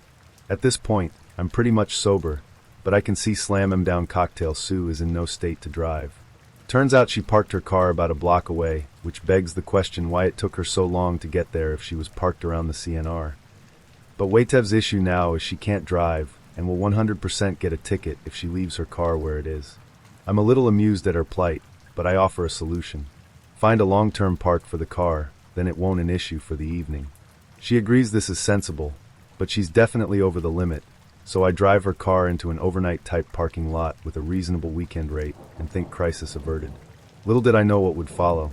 We kick onto a few other spots round town, and by this point the city is heaving, and we're progressively both getting drunker and drunker, but having an absolute blast. End up at club-type spot dancing, getting handsy and lip-locking with each other. Never had a first date quite so raucous, but this woman is hilarious and good times are being had by all. Then things suddenly turn. She takes a phone call, her face visibly darkens, and she's absolutely seething. Apparently it's someone she did a favor for that turned on her, and she says, "I can be the sweetest, kindest person in the world, but if you cross me I'll destroy you," flushed face. We're both quite drunk, but I can see this line of talk ain't leading to anything good, so I try to change the subject to no avail. She's ranting and getting more and more worked up. People start to stare, and I hold her hand and gently try to calm her down. She flips the script and yells, "Don't fucking touch me." Mind you, we'd been a hell of a lot more intimate already by then than hand-holding, so I'm completely thrown. Time freezes as literally everyone turns to look at what must look like an abusive spouse, me. Thankfully, she spots the look of shock/horror on my face, quickly grabs my hand, apologizes, and tries to snuggle into me. I'm deafened by the alarm bells ringing in my head, and all I can think about is how to pull the pin on this date ASAP. I say I'm leaving, get up, walk out. She chases after me. She's now beside herself, emotional, and I say we're clearly both way too drunk, and we should end the date. I offer to pay for her Uber home, and she mutters something about getting a hotel room for the night, as she needs her car first thing in the morn. I tell her that that's a good idea, but that I won't be joining her in the hotel room. I'm going home, thanks very much. She then flies into a rage and demands I help her get her car from parking garage because she's too drunk to do it. I'm like, lady, I'm just as drunk as you. No goddamn way I'm getting behind the wheel of anything right now. Besides, you don't need your car if you Uber home or get a hotel room. She calls me every name in the book, and I walk away, call an Uber, go home, laughing to myself about my date with Satan's little helper. I receive a barrage of abusive TXTs and attempts at emotional blackmail. How can you just leave me like this, which I ignore. Get home, turn my phone off, and crash. Next morning I wake up to a video message from her. She went and got her car and drove it home, y'all. The recording was her gunning it down the highway while filming and taunting me. Sweet baby Jesus, what is wrong with you? Was all I could reply. About 6 hours later, she's blowing up my phone apologizing, saying how she's embarrassed and ashamed, got too drunk, and isn't normally like this. I tell her she's playing with fire with what she did, and that she could have in a moment destroyed her life, or worse, someone else's, with her craziness. She agrees. I stop talking to her. Really hope she got help, but yeah, this is the craziest date I've ever been on. Suzanne and I lived in the countryside, just the two of us. Our house was big, with 2 floors, and surrounded by tall trees, so no one could see us. It felt private, like our own little world. I really liked our house. It was away from the city. There was no sound of cars moving all the time, and the air was very clean and fresh. Whenever I would take a deep breath, I always felt my body relaxing. We were living the perfect life. I got really lucky for finding a rich girl like her. But I didn't know the consequences that I had to face for living with her. We met on Tinder when I was 25 and she was 24. Suzanne was already rich, both from her family and her high-paying job at Vernon Enterprises. She was smart, fit, and always dressed like a boss even at home. I was more of a skinny, nerdy guy with big green eyes and a goofy smile. Not the best looking, but I was working out and trying to improve myself for her. Our relationship was good, but sometimes she came home from work in a bad mood. She liked being in charge, even at home. Every night, she would start yelling at me about chores. Steven, cut the grass. Put this away. Clean the bathroom. You do nothing all day. Her voice was usually nice, but when she was mad, it sounded like a drill sergeant. I tried not to argue because it wasn't worth the fight. I loved her too much. I was literally retired and used to chill at home all the time. I was living the life of luxury others just dream of having. But there was something else about Suzanne. She was a serial killer. Every week, she brought home a new roommate, sometimes a guy, sometimes a girl. They were always good looking. She kept them alive for days, treating them like toys. Then, when she got bored, she killed them, either cutting them up or chopping off their heads. Blood and guts would go everywhere like a horror movie. Most of her victims were travelers or college students, people who wouldn't be missed. And it was my job to clean up after her. I had to bury the bodies in the basement. Suzanne checked my work like a strict teacher. If I messed up, she would know. To be honest, I wasn't frightened of her. I did feel a little uncomfortable every time I buried a body, but even that feeling went away. It started to feel like a chore that I had to do. Even though she was dangerous, I stayed. I loved her too much to leave. She paid for everything, gave me time to write, and kept me safe. I didn't want her to get caught. We were a team. If she put up with me being unemployed, I could handle her habits. Obviously, a healthy relationship requires efforts and compromises from both sides, so I just brushed it off as a compromise. She had a lot of good things which made me fall in love with her. And honestly, life with her wasn't all bad. We watched horror movies, had fun together, and even got married. But Suzanne could be moody, and sometimes she didn't want to be intimate as much as I did. I wanted her all the time, but she made me wait on purpose. When she left for work in the mornings, I was alone in the house. Just me and my beautiful, terrifying wife. Susan told me that if I ever left, she'd hunt me down and kill me, and not just me, but my whole family too. Mom, Dad, my sisters. She'd keep me alive just to watch. She'd kiss me right before cutting me open like some crazy doctor, while I was still awake. And the scariest part, she'd say it all with a sweet little smile. I knew she wasn't joking. This is the time when I get scared of her and see her as a stranger. But these are just her mood swings that get better later. Sometimes I get chills down my spine thinking that what if someday she gets mad at me for something, and I end up dead, just like she says so. Suzanne never made threats, only promises. She was serious about everything, both at her job and with her other hobby. But I also knew she only said these things because she cared. She wanted me to stay. Forever. And I did. It was like a blood pact. I agreed to stay in the house. I'd take care of things, like an old husband looking after his sick wife. I was the house husband after all. And like Susan always said, who would believe me anyway? If I ever went to the cops, why would they trust some broke horror writer over a rich, successful businesswoman? Especially when I was the one who buried all the bodies. She could just throw away money and make my life hell. Even when Suzanne hit me or yelled at me, I knew no one would take my side. People would just tell me to man up. In some ways I was just another one of her victims. But the messed up part? I liked it. I felt safe in this nightmare. I was always kind of a loner, but now I had someone. A wife who was just as weird as me. Even if she did enjoy killing people. The good times made it worth it.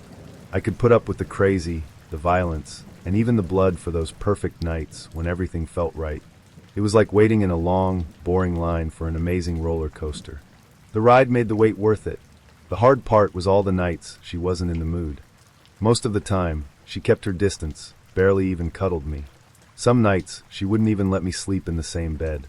She'd make me crash on an air mattress near the door, surrounded by all her elephant statues. Meanwhile, she got to sleep like a queen in her giant bed. I knew she had to be up early for work. And yeah, my late-night writing annoyed her. But still going to bed at 10 p.m.? That was torture. Most nights I had to beg just to get a kiss. Forget anything more than that. Suzanne was a night owl too, but only on the weekends. I, on the other hand, stayed up late every night. My best writing happened in the early hours of the morning, right around the time Suzanne was waking up for work. Unlike me, she had her mornings down to a science. She could roll out of bed, brush her teeth, get dressed, and be out the door in minutes. But she expected me to move just as fast. So instead of waking up groggy and slow, I just stayed up all night. That way, when she got up, I was already awake and ready. I let her have the big bed while I worked under the dim lamp, writing away on my little air mattress. My own tiny office. Suzanne's morning routine was serious business. And just like with all my other chores, I was terrified of messing it up. Too many mistakes meant punishment. And I'd seen firsthand how she handled discipline with a long, sharp blade. Friday morning was no different. I sat on my blow-up mattress, typing away while my queen slept. My fingers ached, but I kept going. Then, like a fire alarm, her phone blasted through the room. Suzanne groaned like a beast waking up. Her cold eyes locked onto me. "Well," she snapped. I was mid-sentence staring at my screen. "Just let me finish this real chew." Thud. A pillow smacked the back of my head. "Aw fuck." I yelped. The pillow landed beside me like a rock. Damn, she had an arm. "Hurry up, Steven," she barked. I slammed my laptop shut and stumbled to my feet.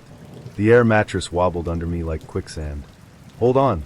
I told you to stop walking on the damn mattress." Suzanne groaned. Finally, I stepped onto the floor. "I'm sorry." Before I could react, her hands shoved me toward the bedroom door. Her strength was unreal, like Jason Voorhees or Michael Myers. Then again, she had to be strong. "Shit," I muttered. "Go," she yelled. I caught myself against the wall, nodded, and hurried downstairs like a soldier obeying orders. In the kitchen, I went straight to the Keurig. The fridge was covered in photos of us, Suzanne and I, smiling together. But every picture was taken inside the house or in the yard. We didn't go out much. Neither did her victims. Their faces stared back at me from the fridge, duct-taped mouths and terrified eyes.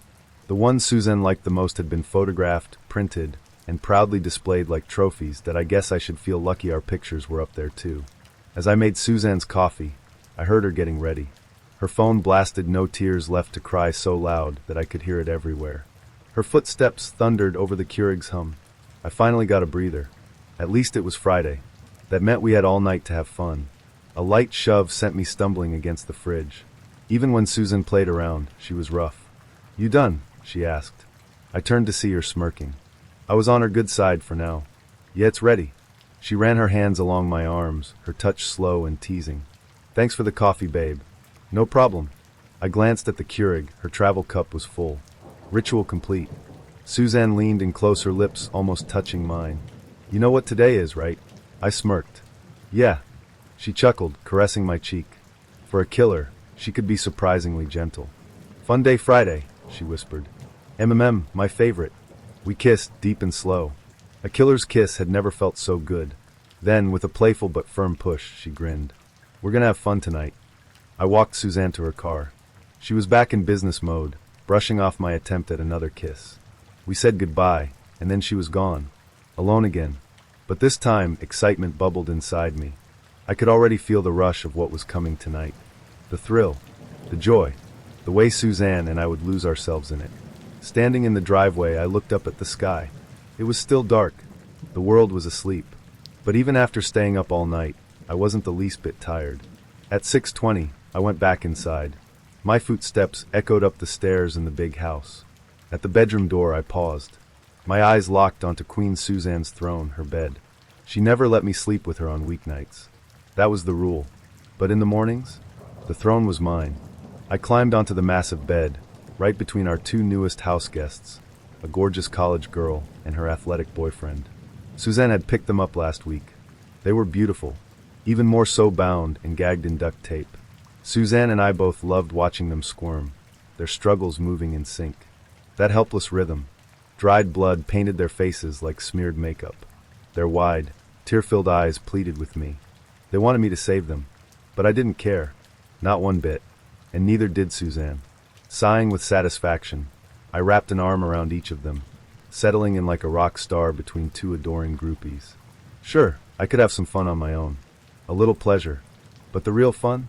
That was coming tonight, when Suzanne and I would finally indulge together, when the weekly explosion of love and blood began. I'd never tried online dating, never needed to. My luck with guys had always been decent enough, and even when it wasn't, I was perfectly happy doing my own thing. After my last relationship fizzled out, I decided to take a break from the whole dating scene. I had other priorities, like chasing a promotion that dangled just out of reach at work.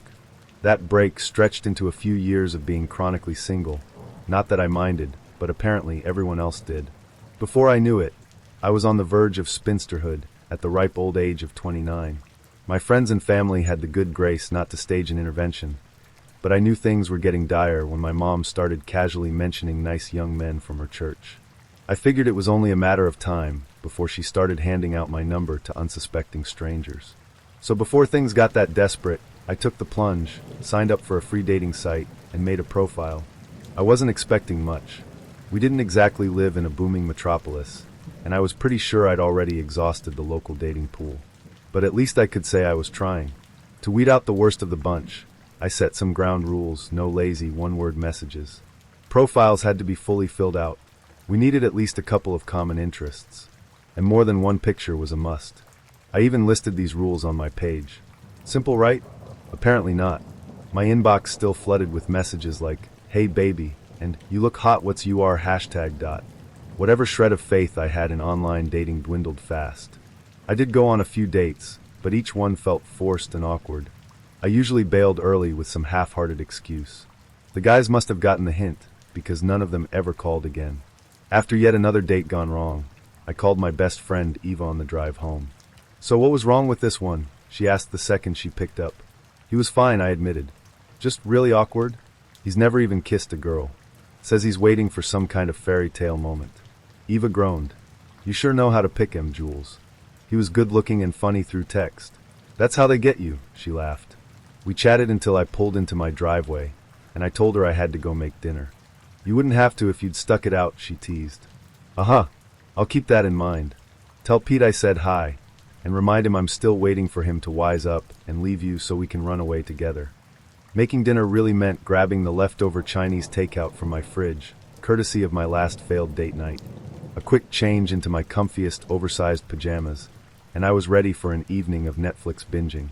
But before I settled in, I logged onto the dating site on a whim and saw a few new messages.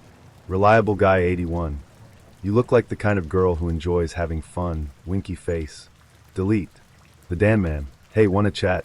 Delete."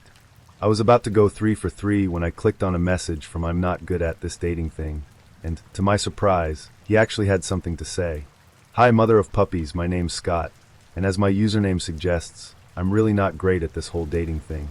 I saw your name and thought it might be a reference to my favorite show, so I checked your profile. Another Game of Thrones fan. Not that that's rare, but still cool to see. Is the Mother of Dragons your favorite character? Okay, so we had a common interest. He was trying to start a real conversation, and most importantly, he could form complete sentences. Good start, not good. I clicked over to his profile. He lived in the next town over and was a PhD student in English literature, specializing in medieval lit. If that wasn't nerdy enough, he loved Renaissance festivals in costume, attending conventions, and devouring fantasy novels. His pictures showed a tall guy with a mop of reddish-brown hair, glasses, and a cheerful smile. A little dorky? Sure, but definitely cute. I shot back a response before returning to my regularly scheduled plans with Jessica Jones. By the time I was getting ready for bed, curiosity got the best of me. I checked my messages again. Sure enough, a new one from I'm not good at this dating thing was waiting. Thanks for the answer, Juliana. I'm gonna have to disagree, though Tyrion is hands down the best and should be ruling the Seven Kingdoms. You watched Jessica Jones? Cool, I haven't seen it yet, but heard good things. Any other recommendations? Our TV talk soon branched into everything else: hobbies, jobs, pets, family. Scott was an only child, dreamed of traveling the world, but always imagined settling back near his parents since they were so close. He was charming, respectful, and genuinely interested in what I had to say. We gradually moved from messaging on the dating site to chatting on a separate app, and then, when I felt comfortable enough a month or so later, we exchanged numbers. Every time my phone chirped with a new text or his name lit up my screen, a giddy thrill ran through me. It felt like having a high school crush all over again. Then, one afternoon at work, I got a text from Scott. Got into a bad car accident. On my way to the hospital. Will call when I can. My stomach dropped. I immediately tried calling, but he didn't answer. 45 agonizing minutes passed before another text came through. I'm okay. Just a few minor injuries. I'll call when I can. I was relieved, but still completely distracted for the rest of the day. My productivity hit zero, though thankfully my supervisor didn't seem to notice. I went home, sat at my computer desk, and tried to watch something to take my mind off it, but all I did was stare at my phone waiting.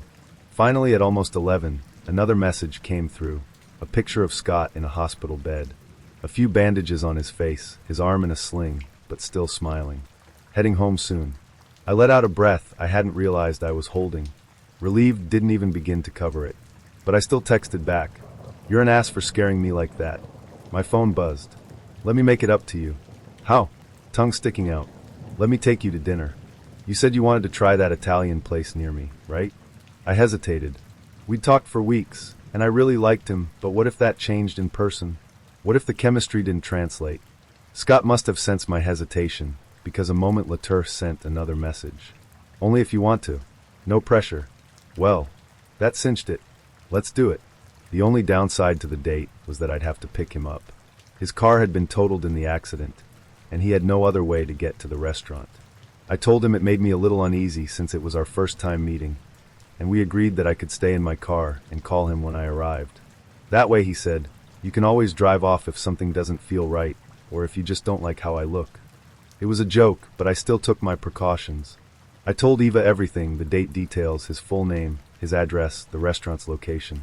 I even sent her a few of his pictures. We set up a check-in text. 10 minutes past the hour, I'd send our code word for everything's fine. If I didn't, she'd call the cops. It seemed excessive, but I wasn't about to take any risks. Feeling reasonably safe, I dolled myself up, grabbed my keys, and set off on the half-hour drive to Scott's place. The neighborhood was quiet, lined with modest houses and large trees. Just like he'd described, there was a tall oak with a tire swing in the front yard. I pulled over, took a few deep breaths, and grabbed my phone. I called. The phone rang once, then went straight to voicemail. I frowned and tried again. Same result. Leaning over, I squinted at the house. The lights were on. Someone was definitely home. Maybe he'd stepped away from his phone. A third call. Still no answer. Something felt off. I texted Eva. I'm here, but something's weird. He's not answering. Her response was immediate. Get out of there. But I was frustrated now. I'd driven all this way. I at least deserved an explanation.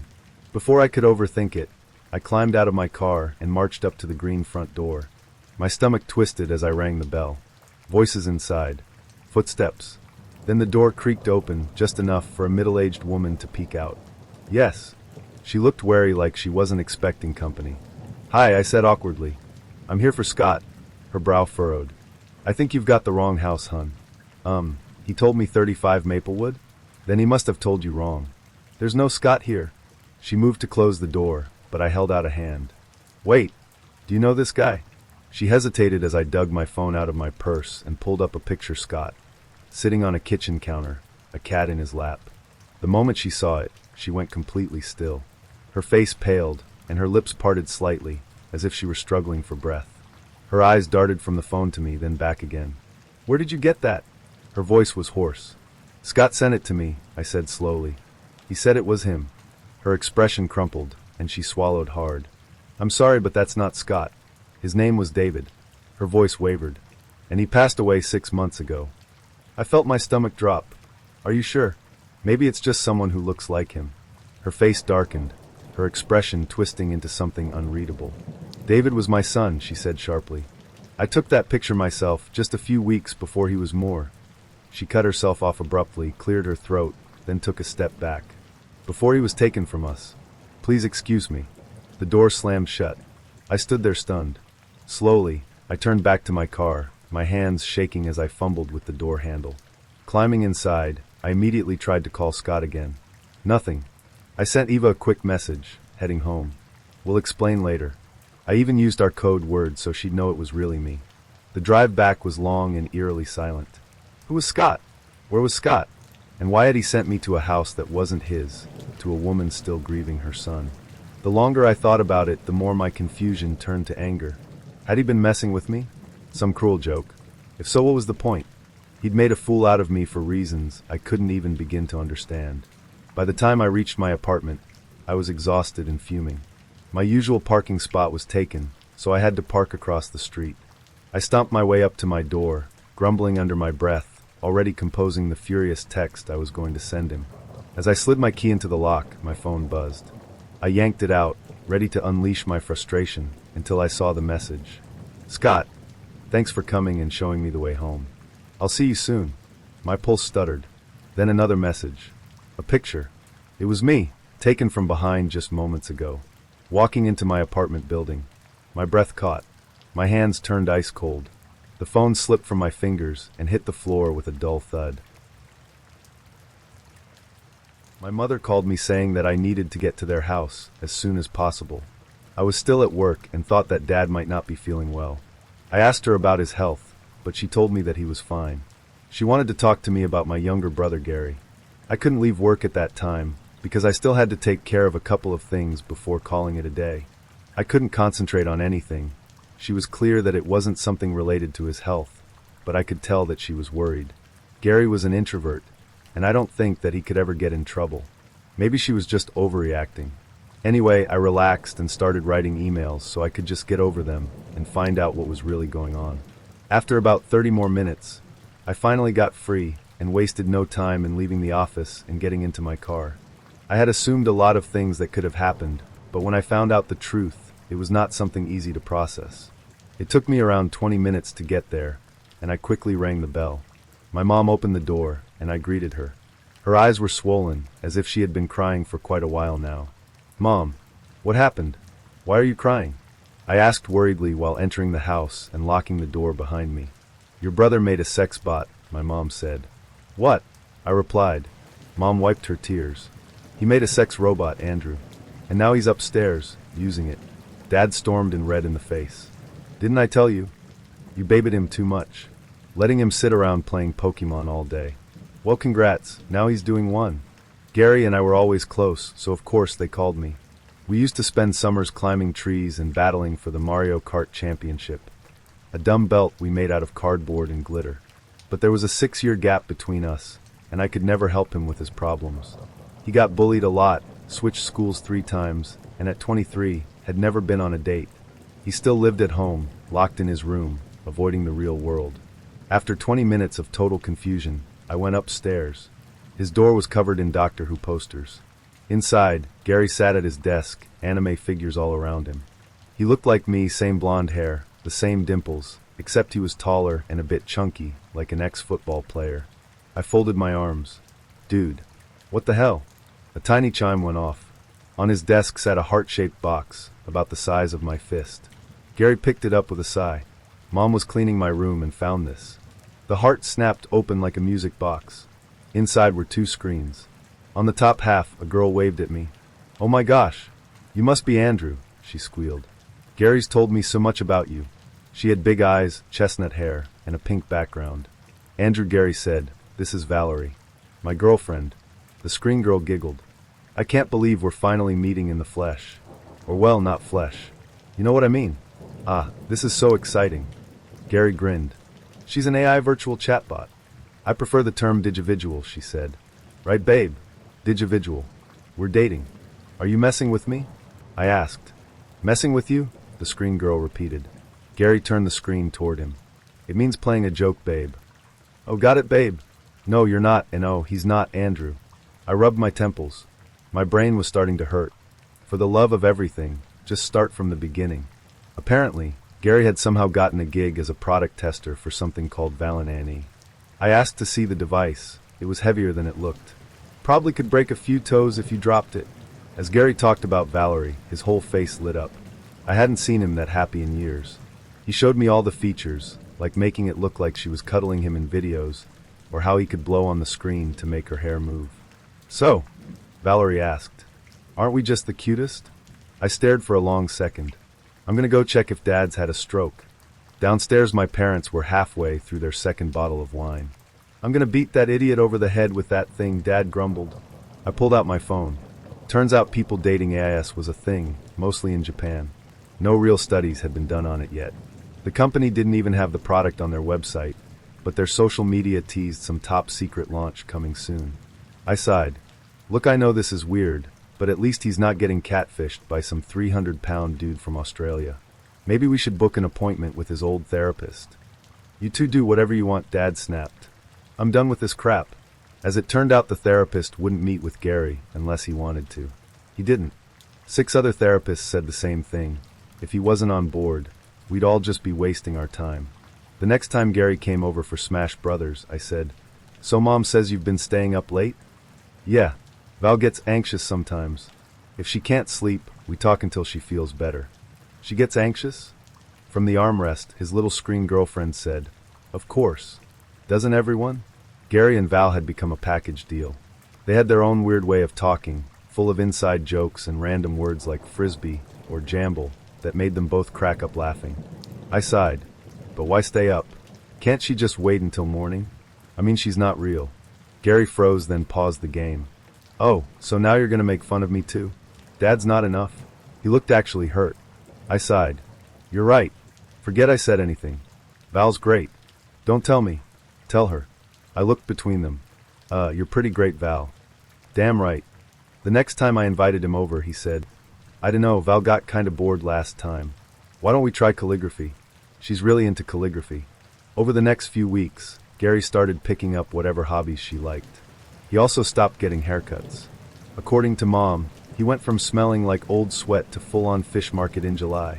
As for Dad, if anyone asked, he only had one son. But then Mom's 60th birthday came around, and she had one request. The whole family go to Marconi's Bar and Grill. We sat in a booth, looking through the menus. Then, ding ding. Gary flipped open his device. "Babe, I'm thinking about trying the sirloin." Our parents just stared. "Nah, get the pan-roasted chicken, babe." Ooh, good call. To be fair, Dad kept his cool until later. The waiter brought out Mom's birthday cake, singing happy birthday. We all joined in, and Mom turned bright red. She blew out the candles, everyone clapped, and Dad handed his phone to the waiter. "All right, let's get a picture." "Wait," Gary said, flipping open his gadget. Dad's jaw tightened. "Gary, put the toy away." "Valerie's not a toy," Gary muttered. Sensing things were about to go south, I tried to calm them down. "Dad, it's fine, we can just..." "You have 5 seconds." 4. The waiter shifted uncomfortably. I can come back." 3. And then Valerie spoke. "Why do you always have to put him down like that?" The table went silent. Dad blinked. "Excuse me? I'm just gonna say it. You're a terrible father." Dad clenched his fists. "Oh, you want to go there? All right. Why the fuck am I arguing with a Nintendo?" He reached for the device. Gary yanked it away. In the struggle, plates crashed, silverware clattered, and the whole restaurant went dead quiet. Mom threw down her napkin and stormed toward the exit. Dad shot Gary a glare. "Look what you did, you little shit." Then he hurried after her. I sighed and turned to the stunned waiter. "Yeah, just bring the check, please." Later, in my car, Gary slumped in the passenger seat. "I'm such a loser. I ruin everything." Perched on the dashboard, Val said, "No, you don't, babe. That was all your dad's fault. Right, Andrew?" I exhaled. "Gary, can you pause that thing for a sec?" "Why?" he snapped. "Anything you want to say, you can say to Val. Just turn it off." I reached for it. Gary grabbed my wrist hard. The car jerked into the opposite lane.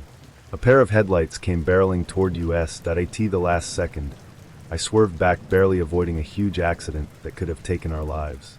Sitting across from me, Gary's huge frame seemed to take up the whole car. I hadn't been able to out-wrestle him since he hit his growth spurt at 12. But I told myself he'd never hurt me. We were too close. Still, the rest of the ride to our parents' house was awkward as hell. After that, Gary barely spoke to anyone unless they had a power adapter. Then some local teens figured out he wasn't video chatting with a real girlfriend, but an electronic one, and he became the town joke. Worried about where this was heading, I tried contacting Val's manufacturers. Shocker, I got redirected to an AI bot. I started losing sleep. Lying awake, I didn't know if I was more scared for me brother or of him. Then last week, he showed up at my door late at night, Val in hand. "Bro, can we come in? It's really important." His eyes were red. He'd been crying. I let him in. As he set Val on the mantel, I noticed his right hand knuckles bruised and swollen. "What the hell happened?" "I don't know. It happened so fast." He rubbed his hands together. "Gary was incredible," Valerie chimed in. I exhaled. "Start at the beginning." He shifted from foot to foot. "Okay, so I wanted to buy a leather jacket for Val, but I didn't have any money left. So I borrowed Dad's credit card, just until payday. But he woke up and went crazy on me." I blinked. "A leather jacket? Gary, Val is..." I caught myself. "A digividual. How would you even buy her a jacket?" "Show him, babe." A blue light flashed and suddenly, Valerie was wearing a leather jacket and a choker. "You can buy her stuff?" Gary's eyes lit up. They launched an e-store. On screen, Val started cycling through outfits, a sundress, a swimsuit, a crop top. Each one had a giant padlock over it. "Show him what I got you for Christmas," Gary whispered with his voice shaking. Another flash. Now she was wearing diamond earrings. I stared. "Wait, you're actually spending real money on this?" Right on cue my phone rang. "Mom, your brother's lost his damn mind. I'm at the hospital with your father. He's on a bloody respirator. They can't wake him up." "What? What hospital?" "Gary attacked him. 16 broken bones. Now he's wait. The surgeon needs to speak with me." The line went dead. "Hello? Mom." My grip on the phone tightened as I turned to Gary. "You put Dad in the fucking yard?" "He attacked me," Valerie chimed in from the mantelpiece. Gary nodded with his eyes wide. "It's true. He tried to kill her. You have to help us. The police, they won't understand." I let out a stunned laugh. "Kill her? Okay. No. This has gone way too far." I reached for the device, but before I could grab it, Gary's hand clamped around my wrist. His face darkened. "Leave. Val. Alone." I swallowed. "How about we let her take a little nap while we sort this out?" A stiff shove sent me stumbling backward. "You just want to shut her down, don't you? Let me guess. Dad put you up to this." I stared at him. "Put me up to what? Don't play dumb. You hate Val, don't you?" "Hate her?" My chest burned. Months of frustration boiled over. How could I hate her? She's a fucking video game. Gary's jaw clenched. "I knew it.